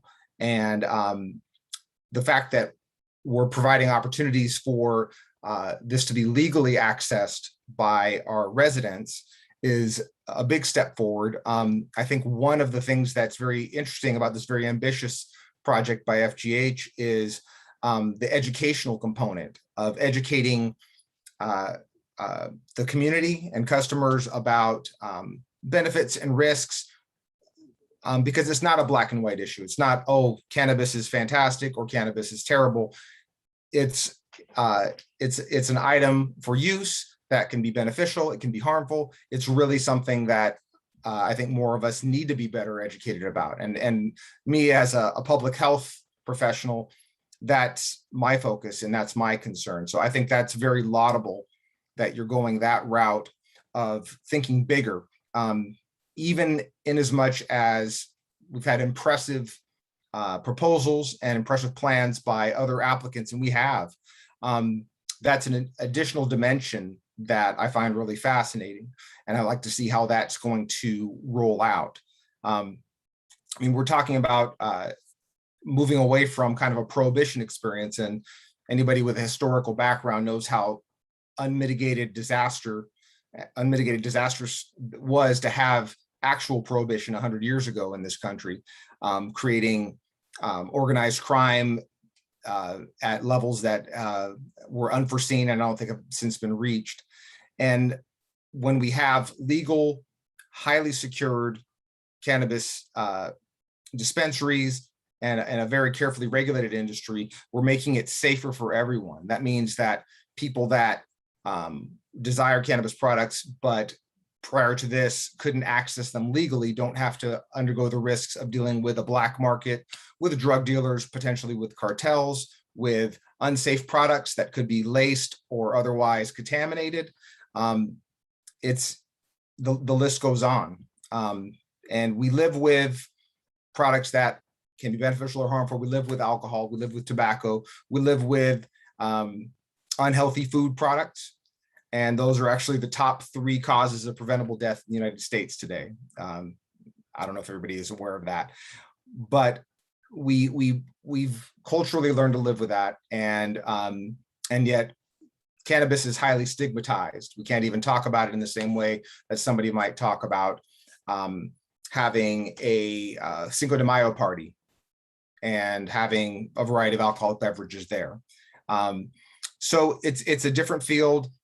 It's a cultural shift that's in the works right now.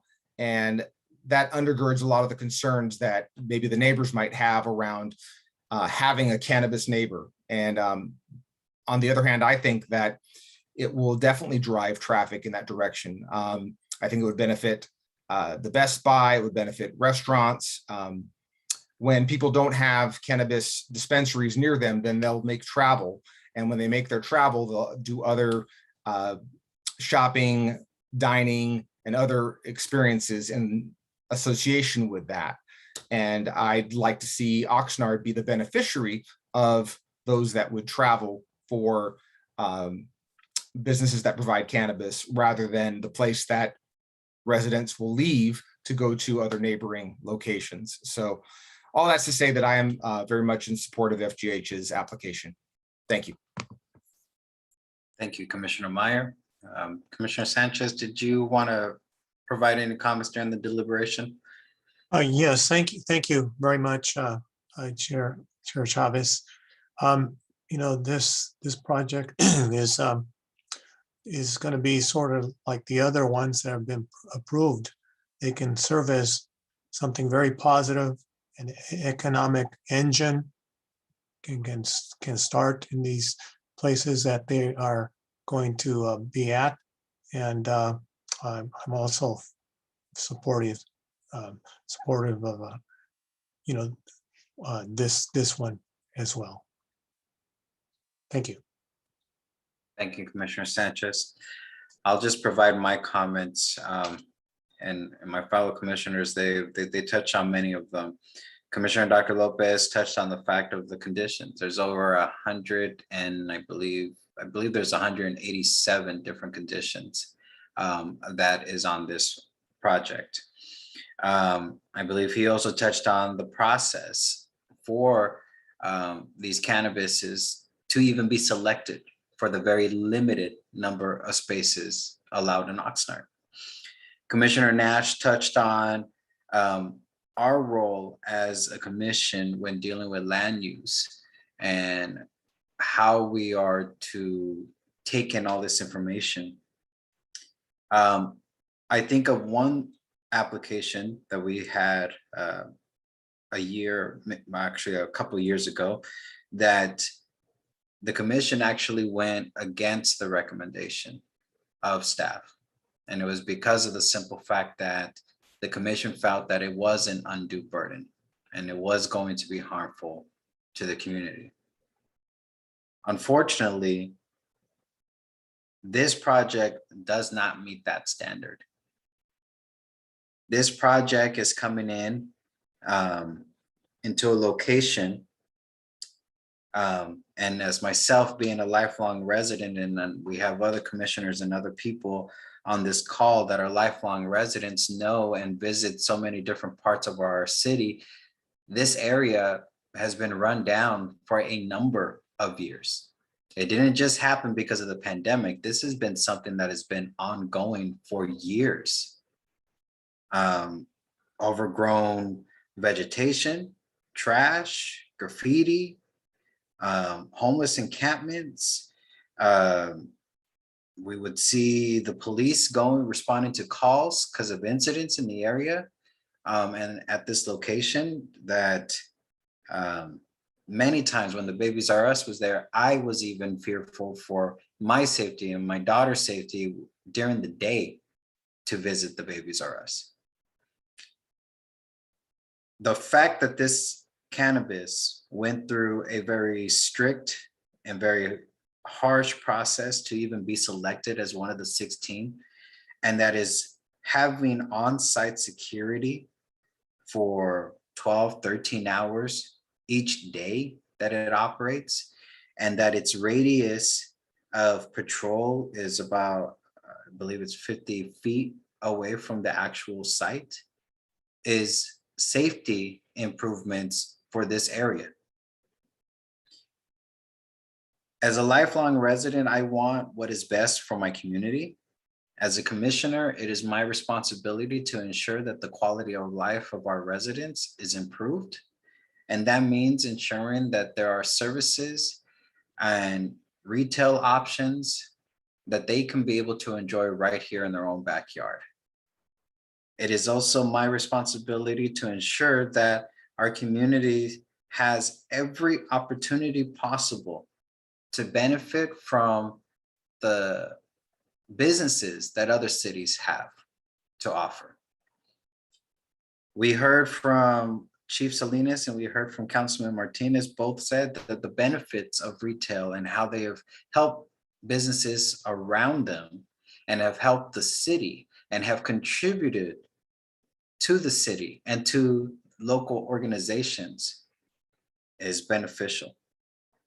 We had a commissioner from the CRC and here in Oxnard even spoke and talked about the benefits and the improvements and contributions that are being done for education. That is definitely high marks. I will say that any person coming into a public hearing and automatically threatening litigation is very, very sad. Our city has certain rules that it has to follow based off of what the state, and we can't just deny something just because our personal feelings do not align to it. There are rules that have been established by the state. There are rules that are established by the city code, and we have to follow those. With that being said, I would be looking to a motion from the commission on this item. Commissioner Nash. Thank you, Chair Chavez. So I will move that we find the project to be categorically exempt from environmental review pursuant to CEQA, and that we adopt resolution 2021-XX, approving planning and zoning permit number 21-516-36, subject to certain findings and conditions. Thank you. Commissioner Dr. Lopez. And I second. Thank you. It's been moved and second to approve staff's recommendations to find the project to be categorically exempt from the environmental review pursuant to the California Environmental Quality Act Guidelines, Section 15301, existing facilities, and adopt the resolution 2021-XX approving planning and zoning permit number 21-516-36, special use permit, cannabis retail, subject to certain findings and conditions. Is there any discussion on that motion? Seeing and hearing none. Madam Secretary, if we can have the roll call, please. Commissioner Nash, Aye.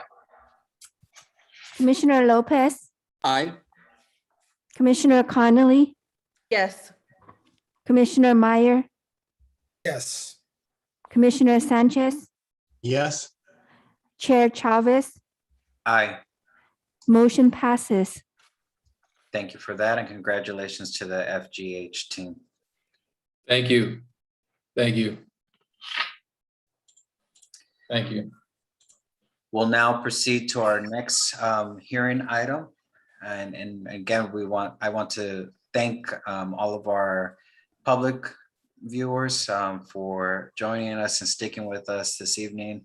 It is very long, but we appreciate all of it. So we'll go on to our next public hearing item, E2, project name HPC of Oxnard LLC, commercial cannabis business retail special use permit, planning and zoning permit number 21-516-41 retail. A request to permit the operation of a commercial cannabis retail facility within an existing 2,761 square foot commercial suite of a 5,950 square foot multi-tenant commercial building on a 1.03 acre site located at 360 West Esplanade Drive within the general commercial plan development zone. Proposed development includes tenant improvements, installation of interior wall partitioning, plumbing upgrades, upgrades to an existing fire alarm system, security upgrades to an existing building, and installation of a new secure doors and windows. Cannabis retail operations will be conducted between the hours of 9 a.m. to 9 p.m. daily. Once again, our city staff person is Jose Cole. And the recommendation is that the Planning Commission finds the project to be categorically exempt from environmental review pursuant to CEQA guidelines, section 15301, existing facilities, and adopt a resolution 2021-XX approving planning and zoning permit number 21-516-41, special use permit, cannabis retail subject to certain findings and conditions. Once again, as a reminder to my colleagues and to the public, a pre-recorded presentation is available on the city's website and YouTube channel in accordance with Measure M. We will now go to city staff to provide any additional information on this item. Chair Chavez and members of the commission, we do not have any additional comments at this point in time, and we're ready to proceed to the applicant's presentation and any questions from the Planning Commission. Thank you.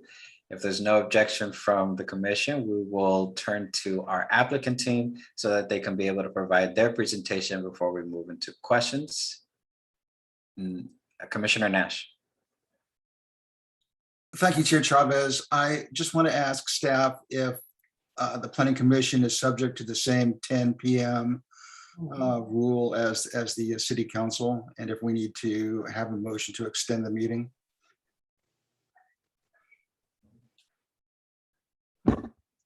Commissioner Nash, there is, we're double checking the bylaws right now. I believe there is a timing in here. I would suggest that we start with the presentation from the applicant, and by the time they finish, we'll have that answer ready to go. If there is a timing issue, we will interrupt the presentation before we hit any timing. And I'll just say that from myself and Commissioner Connolly of reviewing the bylaws, I believe our time is 11 p.m. for the commission, not the 10 p.m. So I believe we're okay, but we will turn to staff afterwards. All right, we'll go to our applicant team. If you can please introduce who's joining you this evening, and then at the same time, staff will be bringing up the presentation, and then you'll provide your presentation. Hi, I'm Beth Thuna. I'm the CEO of HPC. My name is Erica Totino. I'm a co-owner and general manager of HPC Oxnard. And also on the call is my brother, Marcus Thuna, who's my business consultant, and also Leo Falgu, who is our security consultant from Sapphire Risk. Awesome. Thank you for joining us. As soon as staff brings up the presentation, then you can go ahead and proceed. Sounds good.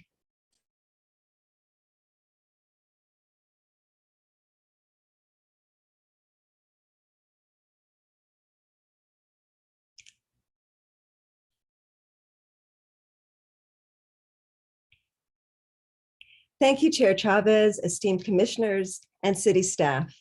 We're pleased to be here to introduce HPC to you and the community. We're excited to share our vision with all of you. Next slide, please. We are a purpose-driven company. We've been around since 2017 and currently operate 2 dispensaries, one in Port Hueneme and one in Lompoc. Our mission is to enhance the well-being of every person and community we serve. Next slide, please. Having opened 2 retail cannabis stores, including one of the busiest stores in Ventura County, we fully understand the steps necessary to take a proposal and bring it to fruition. In Port Hueneme, we see on an average day over 400 customers, making us one of the busiest dispensaries in the area. Next slide, please.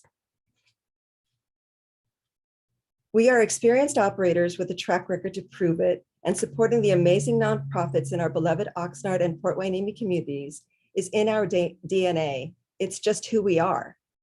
The opportunity to expand our operations and serve the city of Oxnard afforded us the chance to engage with the community, learn what their needs are, and develop a strategy on how we could be truly useful as a community partner and enhance the well-being of Oxnard. Next slide, please. As a minority and woman-owned and operated business, We are passionate about transforming the male-dominated cannabis industry and carving out equal opportunities for women and minorities. Delivering these benefits to our community starts with operating a transparent and compliant business and in finding the right community partners. Next slide, please. Today, customers expect to be able to research products of interest at the push of a button using online resources. Our leadership team prioritizes employee and customer cannabis education. Some customers may be experienced in cannabis consumption, but as cannabis consumption increases, recreational cannabis users are more likely to become newcomers. No matter how experienced or inexperienced a customer is, we feel it is our responsibility to ensure that all who enter the dispensary are given a thorough education on the products offered, the potency of each product, and the effects one may experience during consumption. Support and education for customers are essential for overall safe use. Next slide, please. Our existing retail facility features a prominent delivery service that caters to Ventura County and other large areas of Southern California. We plan to implement the same delivery model in Oxnard. All deliveries occur between 9 a.m. and 9 p.m. in accordance with the city guidelines, and we will deliver to customers within the city only after we first confirm the customer's ID and that the order complies with the daily sales limits. Next slide, please. Earlier this year, HPC was proud to be voted as one of the best cannabis companies to work for by Cannabis Dispensary magazine. In a rapidly growing industry, employee training and continuing education are essential for quality customer service, and we're proud to have earned this title. Our employees are like family. We know that to increase their well-being, we need to build their economic well-being. We firmly believe that a rising tide lifts all boats, and our labor plan reflects our financial commitments to helping to build a better and more prosperous community for all. HPC is committed to bringing a locally owned, managed, and staffed operation to the city. Our operations will create 45 high-paying jobs, complete with generous health benefits and other perks that hold promise for an increase in quality of life for each one of our employees. Please go to the next slide.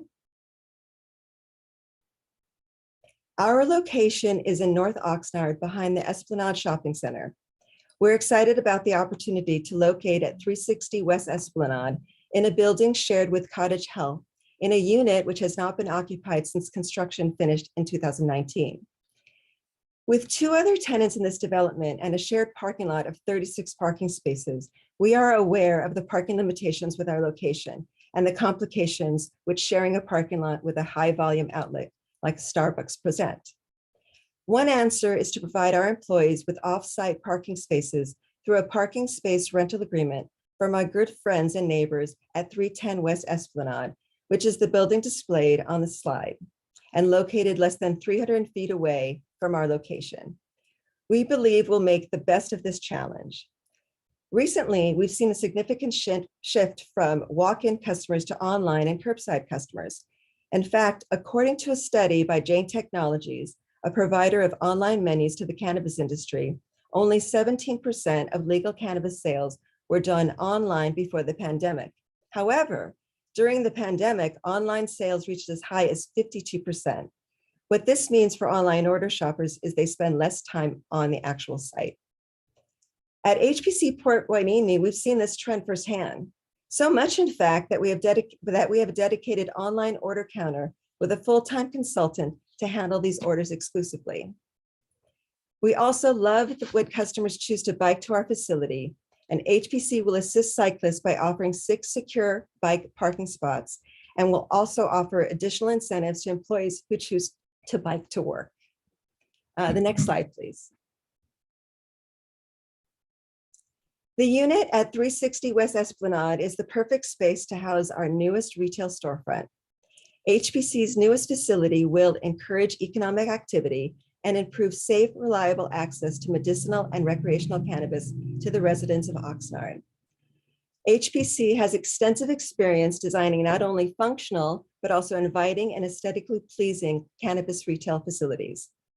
Our customers have come to love our retail storefront not only for the exceptional customer service, but also for the atmosphere created within our facilities. We also pride ourselves on a one-on-one customer and cannabis consultant shopping experience. The entrance to the showroom is only accessible after being unlocked by reception staff using a buzzed-in system once their age has been confirmed. Those who are not of an appropriate age or with valid ID or medical recommendation documentation will not be allowed access to the showroom. An HPC showroom is designed to provide customers with as much information about the product menu as possible without providing direct access to cannabis goods and facilitating potential safety and security risks. Next slide, please. Security is part of our mission to enhance the community by helping to keep it safe. There's no better evidence than the company's intention to use advanced surveillance technologies. The shop's retail surveillance system includes facial and vehicle recognition technology and allows HPC to analyze events in real time. A live feed of camera views as well as historical footage will be available remotely to the City of Oxnard Police Department. HPC Oxnard will also deploy proactive video monitoring, PVM, as a means to prevent potential crimes. When activated, the PVM system tracks unauthorized movement around the facility to observe any potential threat, visually and verbally respond, and warn the intruder to leave the premises in real time. HPC has also already contracted with an experienced security guard provider who will staff at least one armed uniformed security guard during normal business hours, and upon approval by the police department, additional armed guards during peak times. Next slide, please. We've been fortunate to be able to give back to the community in various ways, whether it's contributions for youth programs, volunteering efforts, or as with the case recently, sponsoring several events such as the Oxnard BLM Pride event, the Oxnard Ambassadors Golf Tournament, and the upcoming Oxnard Peace Ride. Having successfully led outreach programs, including food drives, school supply drives, homeless outreach, beach cleanup days, local park beautification days, and toy drives, HPC has been a regular donor to area nonprofits. The HPC team also has an established history of giving to local communities. We plan to continue to provide support to institutions that inspire community pride in the City of Oxnard. Our contribution to provide bedding, bathroom essentials, and household items to the Oxnard area harvesters at Good Farms is a great example of our efforts to support the local community. We're also proud members of the West Ventura County Business Alliance and look forward to building relationships with our business and neighborhood community partners. We also plan to host 4 Wellness with Cannabis educational events per year and have already discussed cross promotions with our neighbor Cottage Health and the UFC gym. Next slide, please.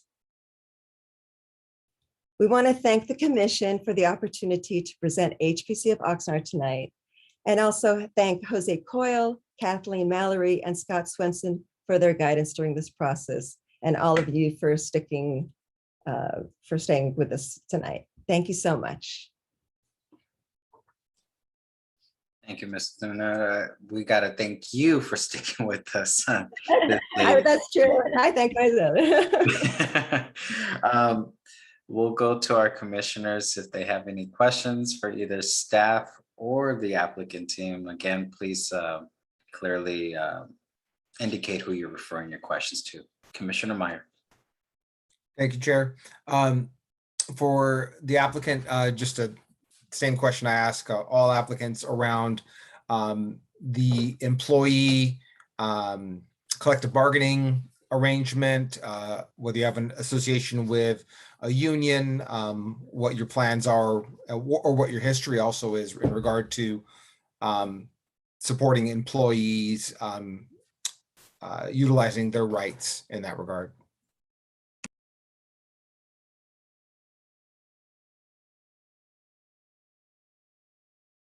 Ms. Tuna. Oh, sorry, let's try that again. Yeah, thanks, Commissioner Mario. My name is Marcus Thune. I'm Beth's brother and business development consultant. Yeah, thank you for the question. We have a signed LPA, a labor peace agreement with the UFCW 770 here at our Fort Hueneme location, which also extends to any other owned organization or license through Beth Thune and through the HPC brand. So yes, we do have an LPA that's signed. We look forward to working with the UFCW 770 in the future. Great. Thank you, Mr. Thune. Any additional questions from the commission? I just had one, and this is for our city staff. When the city code was being written, sensitive uses, and this is only my concern in regards to the urgent care that's right next door. It takes patients from 8 a.m. to 8 p.m. Is urgent cares fall under that sensitive use? I'm happy to answer that question. I just reviewed these regulations today in another context, and no, it does not fit within the definition of a sensitive use. I appreciate that. Commissioner Connolly. Thank you, Chair. Just quickly coming out of our last presentation, I just had a question for the applicant about their relationships with their neighbors and how that's going thus far. Our current neighbors or the ones in Oxnard? Sorry, just to clarify, the ones in Oxnard. So both the cottage health facility and then the Starbucks. We have, we've reached out to Cottage Health. We have a great relationship started there. And we have actually reached out to Starbucks and we haven't heard back, but we've had no negative comments from either one of the tenants on the property. Perfect, thank you. Yeah, and Commissioner Connolly, just to expand on that, when I had a conversation with Renee, the manager of the Cottage Health next door, she seemed actually excited about us coming in. One of the reasons was the added security. They do have some issues with transients and homeless, and we've dealt with that at Fort Hueneme very diplomatically, and I think we've got a very good relationship with the homeless community, and I feel like we're going to be able to provide that same type of assistance to Cottage Health.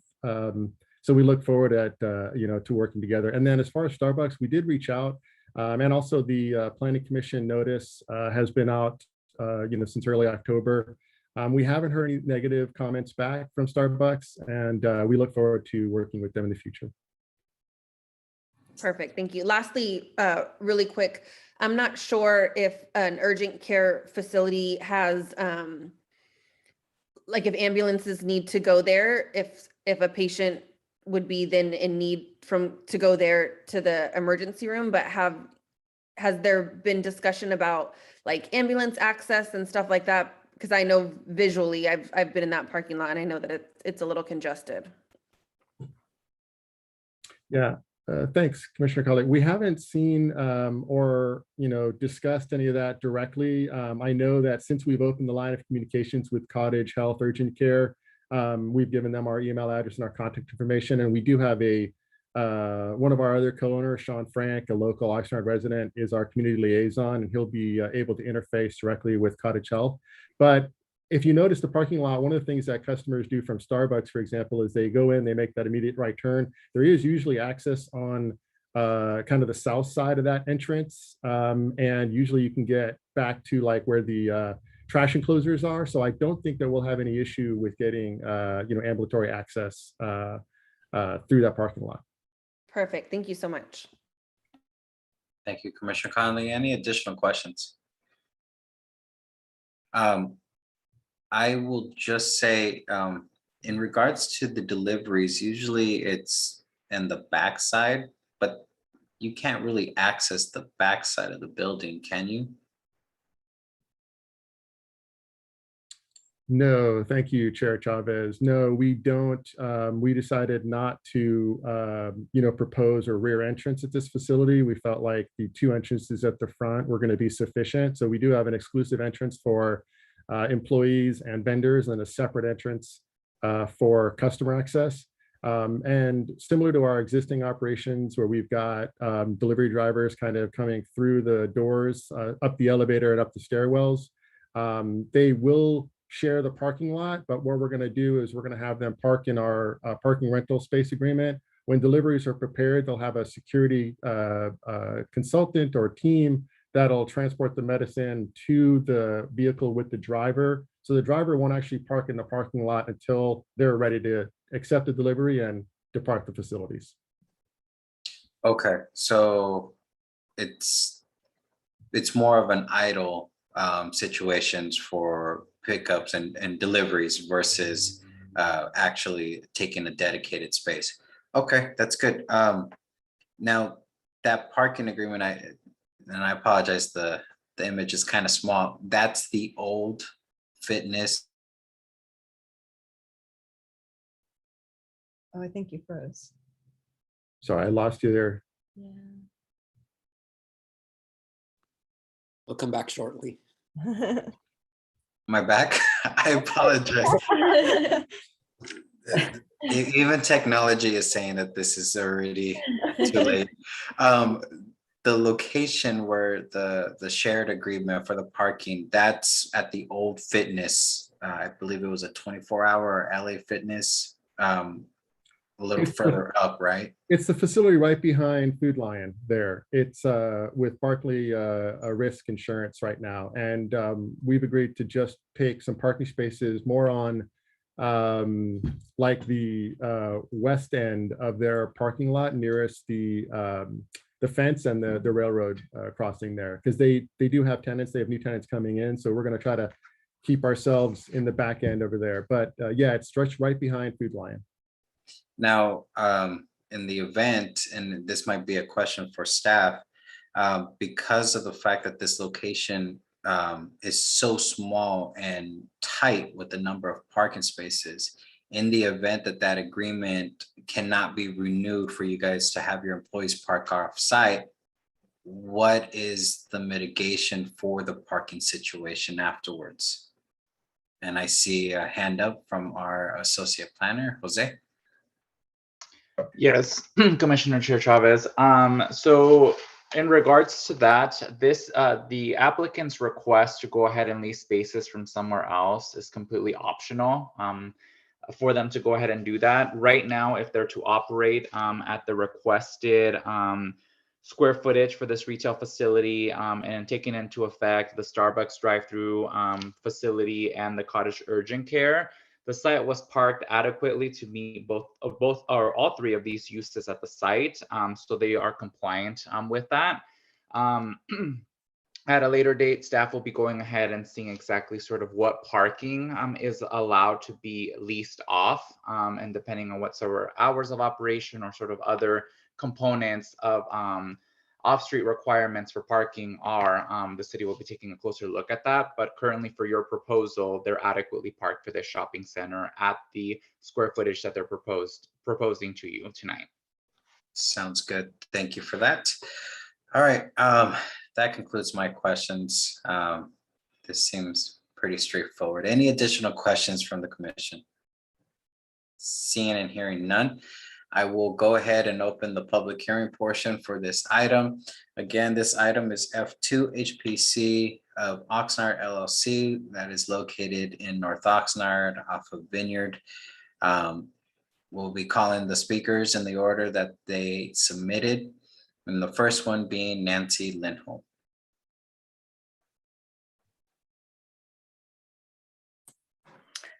Good evening again, Chair Chavez and Commissioners. Nancy Lindholm, President and CEO of the West Ventura County Business Alliance, formerly known as the Oxnard Chamber of Commerce.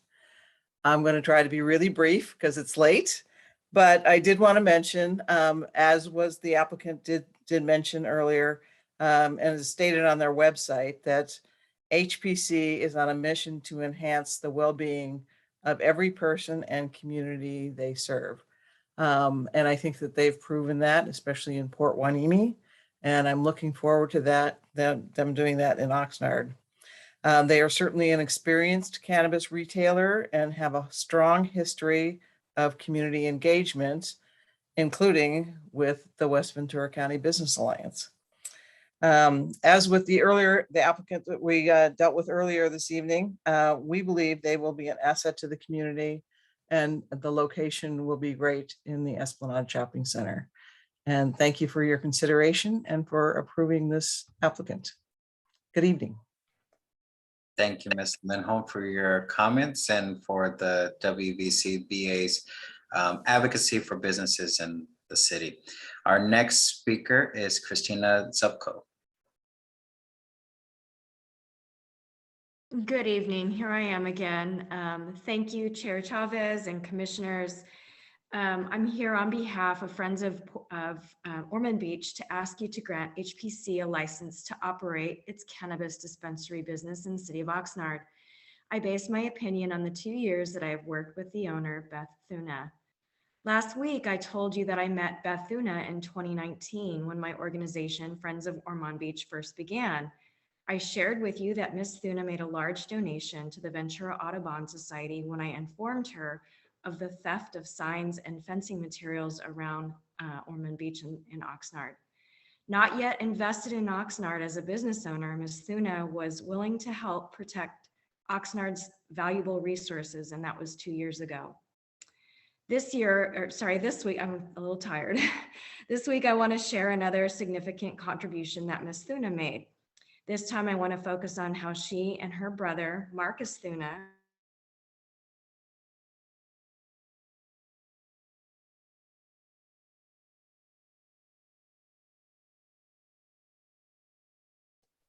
Ms. Zupko? others said it was because there was no way for people to stay informed and to get involved. The Thunas helped solve this problem and launched a Facebook page called Hueneme Voice, formerly known as Port Hueneme News. Marcus Thuna worked with Tom Dunn, a resident of Port Hueneme, to create this Facebook page, which reaches today an audience of approximately 1,500 people. Currently, there are over 2,000 likes to this page. Administrators on this page include city officials, Port Hueneme Police Department, and cannabis owners, among others. Administrators update the audience about matters pertaining to Port Hueneme.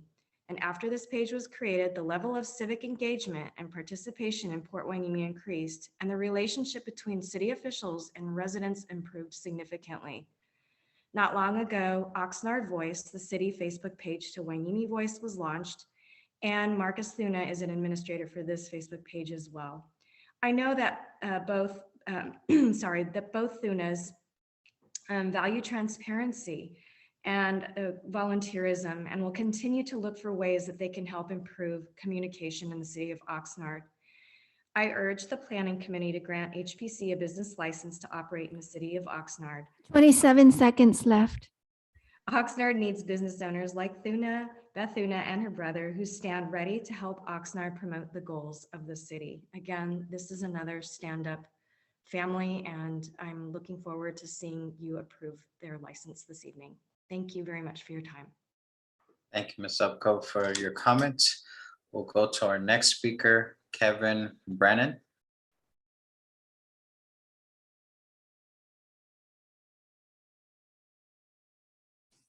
Hello, can you hear me?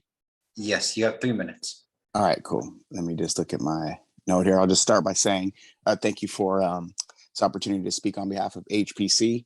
I'm Kevin Brandon with the Real Guppy Outdoor Program. We take kids fishing here at no charge to them at Port Hueneme, California. We're an educational nonprofit fishing program for positive family engagement and exposure to marine education with our families throughout Ventura County.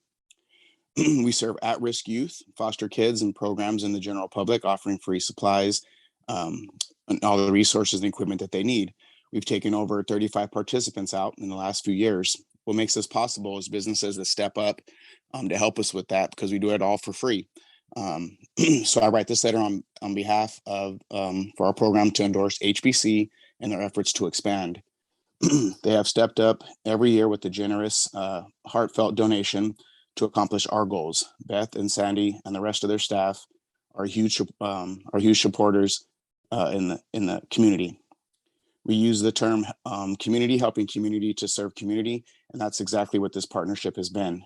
It takes enormous stress off of our staff and volunteers with the Guppy program, knowing that we have community support year in and year out.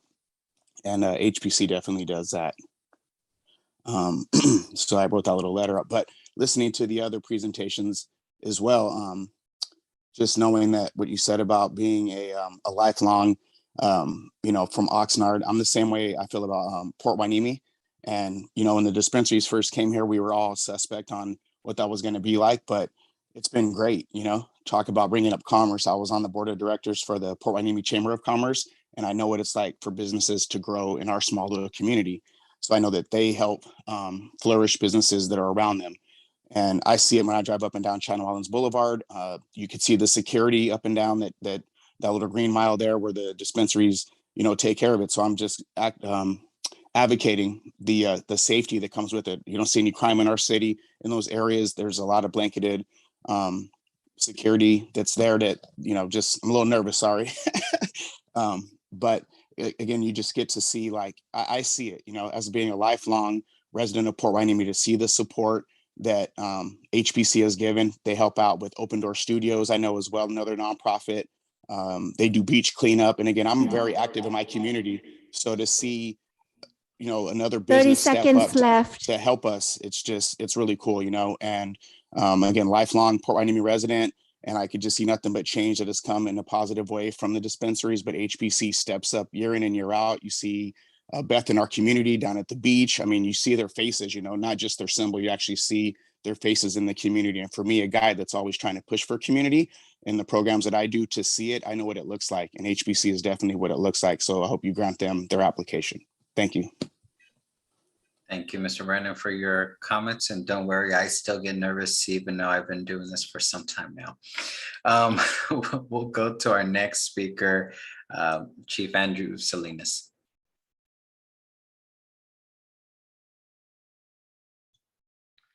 Good evening, Oxnard Planning Commissioners. So HPC was actually the first dispensary to apply for a cannabis license in Port Hueneme, and the second to actually open their doors in 2018. They are by far one of the busiest dispensaries in Port Hueneme based on sales.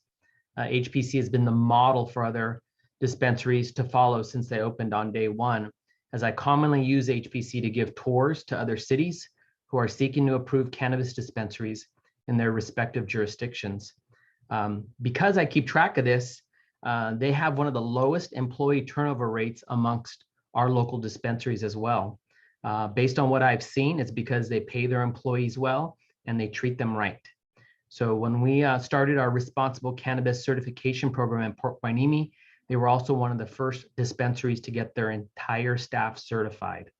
So HPC also ranks in the top 3 for cannabis contributions in the community, often exceeding the 1% recommended amount. Beth talked about in her presentation about enhancing the community as part of their mission statement. And I can tell you without hesitation, they have done this in Port Hueneme, including the city of Oxnard. In only their first 3 years in operation, they have donated, or I should say rather invested, over $250,000 into the communities with such organizations as the Boys and Girls Club of Greater Oxnard and Port Hueneme, the Regional Homeless Shelter, Movies in the Park, Habitat for Humanity, Real Guppies, and the Seroptimus Club. Just recently, they purchased basketball uniforms for the entire girls basketball team at Santa Clara High School. Yes, Santa Clara High School, a Catholic school in the city of Oxnard. They are the only all-female owned dispensary in Port Hueneme and have used this proclamation to help empower other females in our community. As one of the top dispensaries in Port Hueneme, they have actually expanded their physical footprint to accommodate their larger customer base. So they have also done educational workshops targeting the senior citizen population. And I know they are vested in our community, and I know they will do the same in Oxnard, as I've already seen here. I have met and interacted with Beth Luna and Erica Totino on a regular basis, and I know them to be good people with values that are consistent with the city of Oxnard. So as I said in the last meeting and previous presentations, past behavior is always indicative of future behavior. 30 seconds left. Will most definitely be an asset to the Oxnard community. So thank you for allowing me to speak. Thank you, Chief Salinas, for your comments. We'll go to our next speaker, Rolando Lugo. Hello? Yes, you have 3 minutes. Okay. Hello, Mr. Chair and Planning Commissioners. My name is Rolando Lugo, and I live 5 minutes away from the HPC's proposed dispensary. And I'm happy to see a local, high-quality brand in the cannabis industry in the Oxnard area. I shop at their Port Hueneme location, and I'm always treated in a professional manner from their knowledgeable staff. Their proposed location is very convenient, as I'm a frequent shopper in the Esplanade Shopping Center, which has ample parking. Giving back to the community is important to me, and that's why I keep shopping at HPC, because I know my money is going toward good causes, such as providing beds for a homeless shelter or donating supplies for families in need at Gabriel's house. HPC is professional and mission driven, and that's why I urge you to approve the permit. Thank you. Thank you, Mr. Lugo, for your comments. Madam Secretary, according to my list, there was one more speaker, but I do not see them on the call. Can you just confirm that they're not on there? Correct. They're not on the call. Thank you. So at this time, we'll go ahead and do our 3 minute in accordance with AB 361. We'll pause for 3 minutes to allow any additional members of the public to participate in tonight's meeting. Again, they may email our city staff at planning@oxnard.org or by visiting the city's website at oxnard.org/city-meetings to fill out the speaker form. This was time for 3 minutes. Thank you. And Chair Chavez, while the clock is ticking for the 3 minutes here, I just wanted to chime in to talk about the time limitations per the Planning Commission's bylaws. The magic hour is 11 o'clock. If we are going to go beyond 11 o'clock, we would need 2/3 of the planning commissioners to affirmatively vote to say we can go beyond that. So that said, while I'm not saying that we must beat that timing, that gives you a goal perhaps as a group to maybe meet and beat tonight. So with that, I'm going to go ahead and go on mute here as Dee and I monitor those that are potentially calling in to give some last minute testimony here. Thank you for that information, Mr. Kowitz.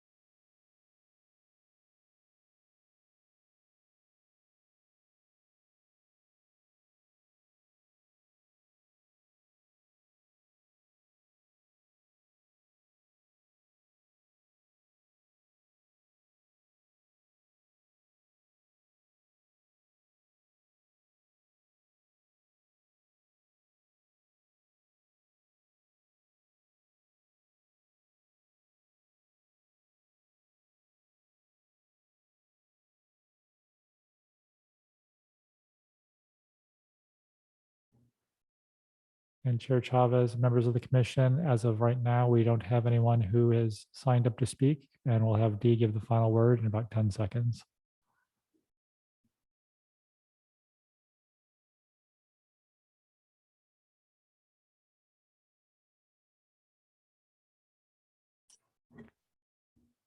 Hello, Chair Chavez and Planning Commissioners.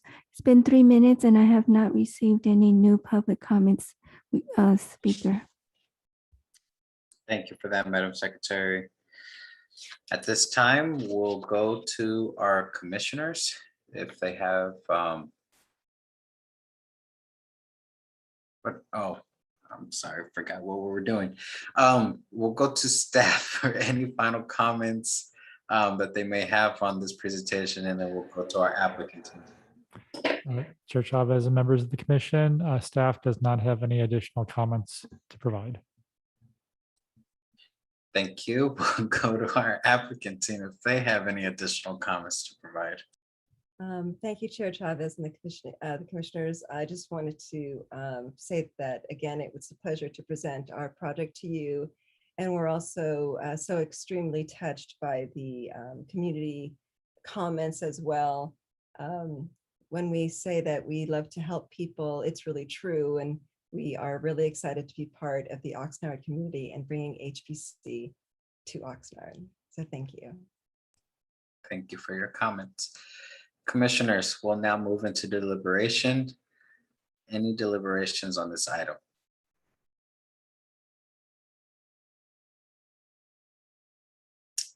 Commissioner Meyer.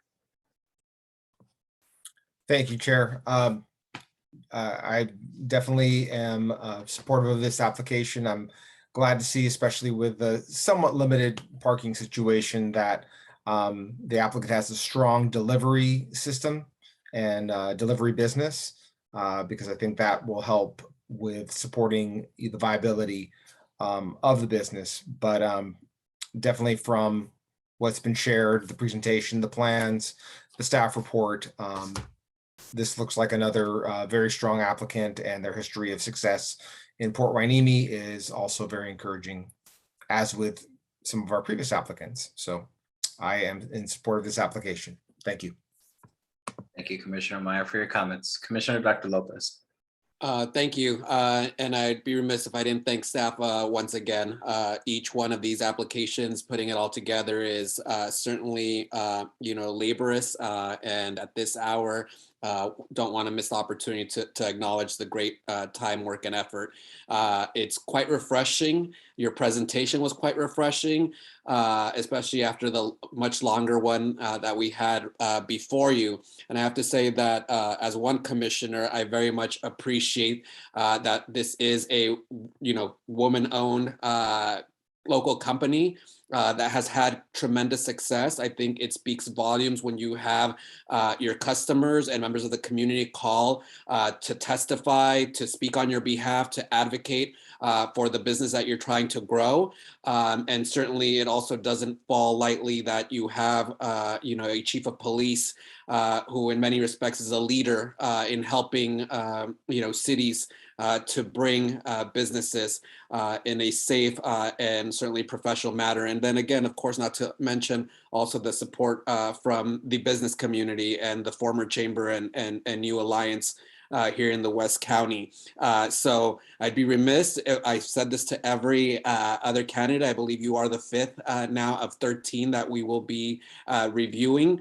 But none of us as commissioners would be the advocates, the champions for Oxnard, if we weren't to just wish you that success. And as I mentioned to the previous applicant, your success is our success. And I too hope that you continue to be as generous, not only to Port Hueneme, but certainly to us.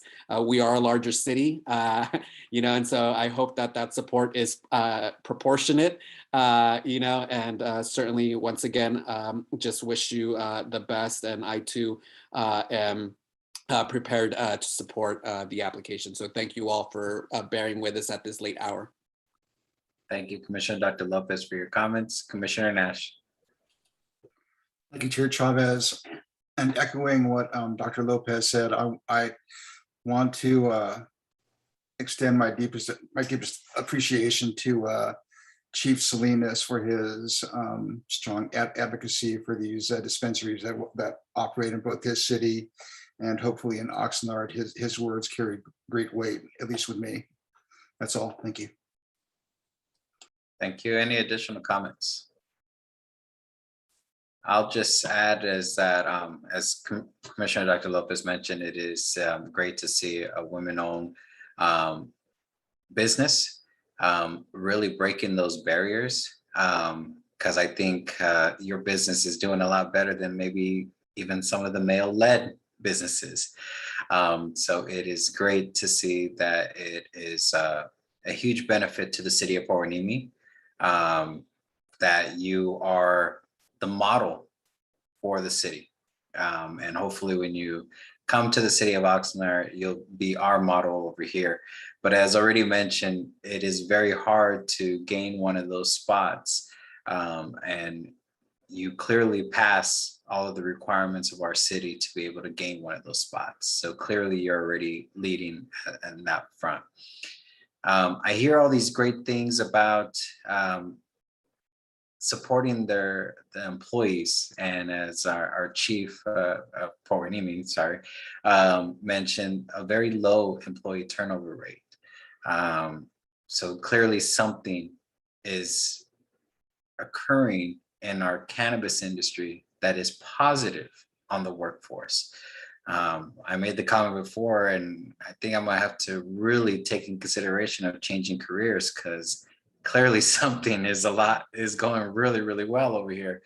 But I will just say that coming to the city of Oxnard, there is a lot of responsibility, and I commend you and your team for recognizing that the location that you are looking at is small, is limited in parking spaces, and you were actively looking for alternative parking spaces. That's commendable.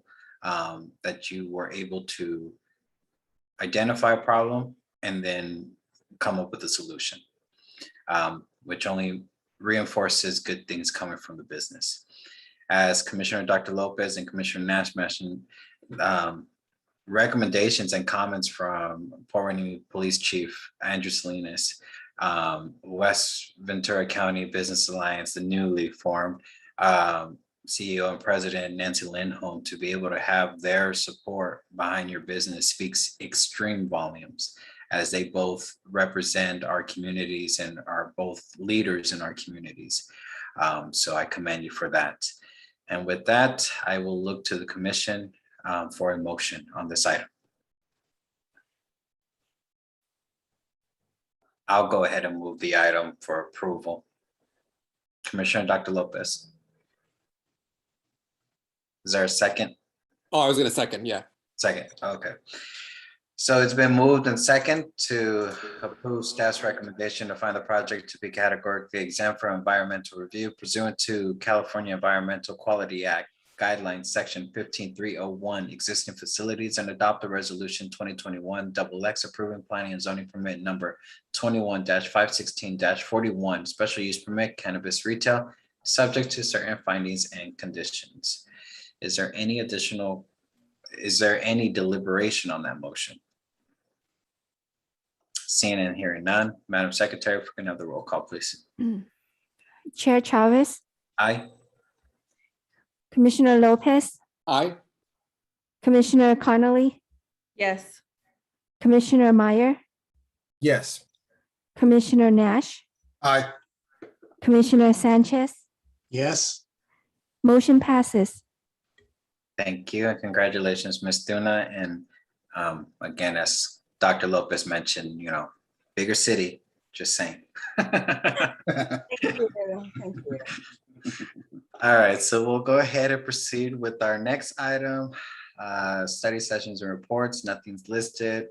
Next item is planning commission business. Commissioners, is there any business to bring for the commission? Seeing Commissioner Nash. Thank you, Chair Chavez. I just want to point out that I made it through a meeting without one mute muck up. Thank you. Congratulations, Commissioner. Any additional business to bring before the commission? Seeing and hearing none, we'll go to our next item, community development staff updates. Mr. Colvitz. Thank you, Chair, and members of the commission. Thank you for sticking with us tonight. A couple of very brief comments.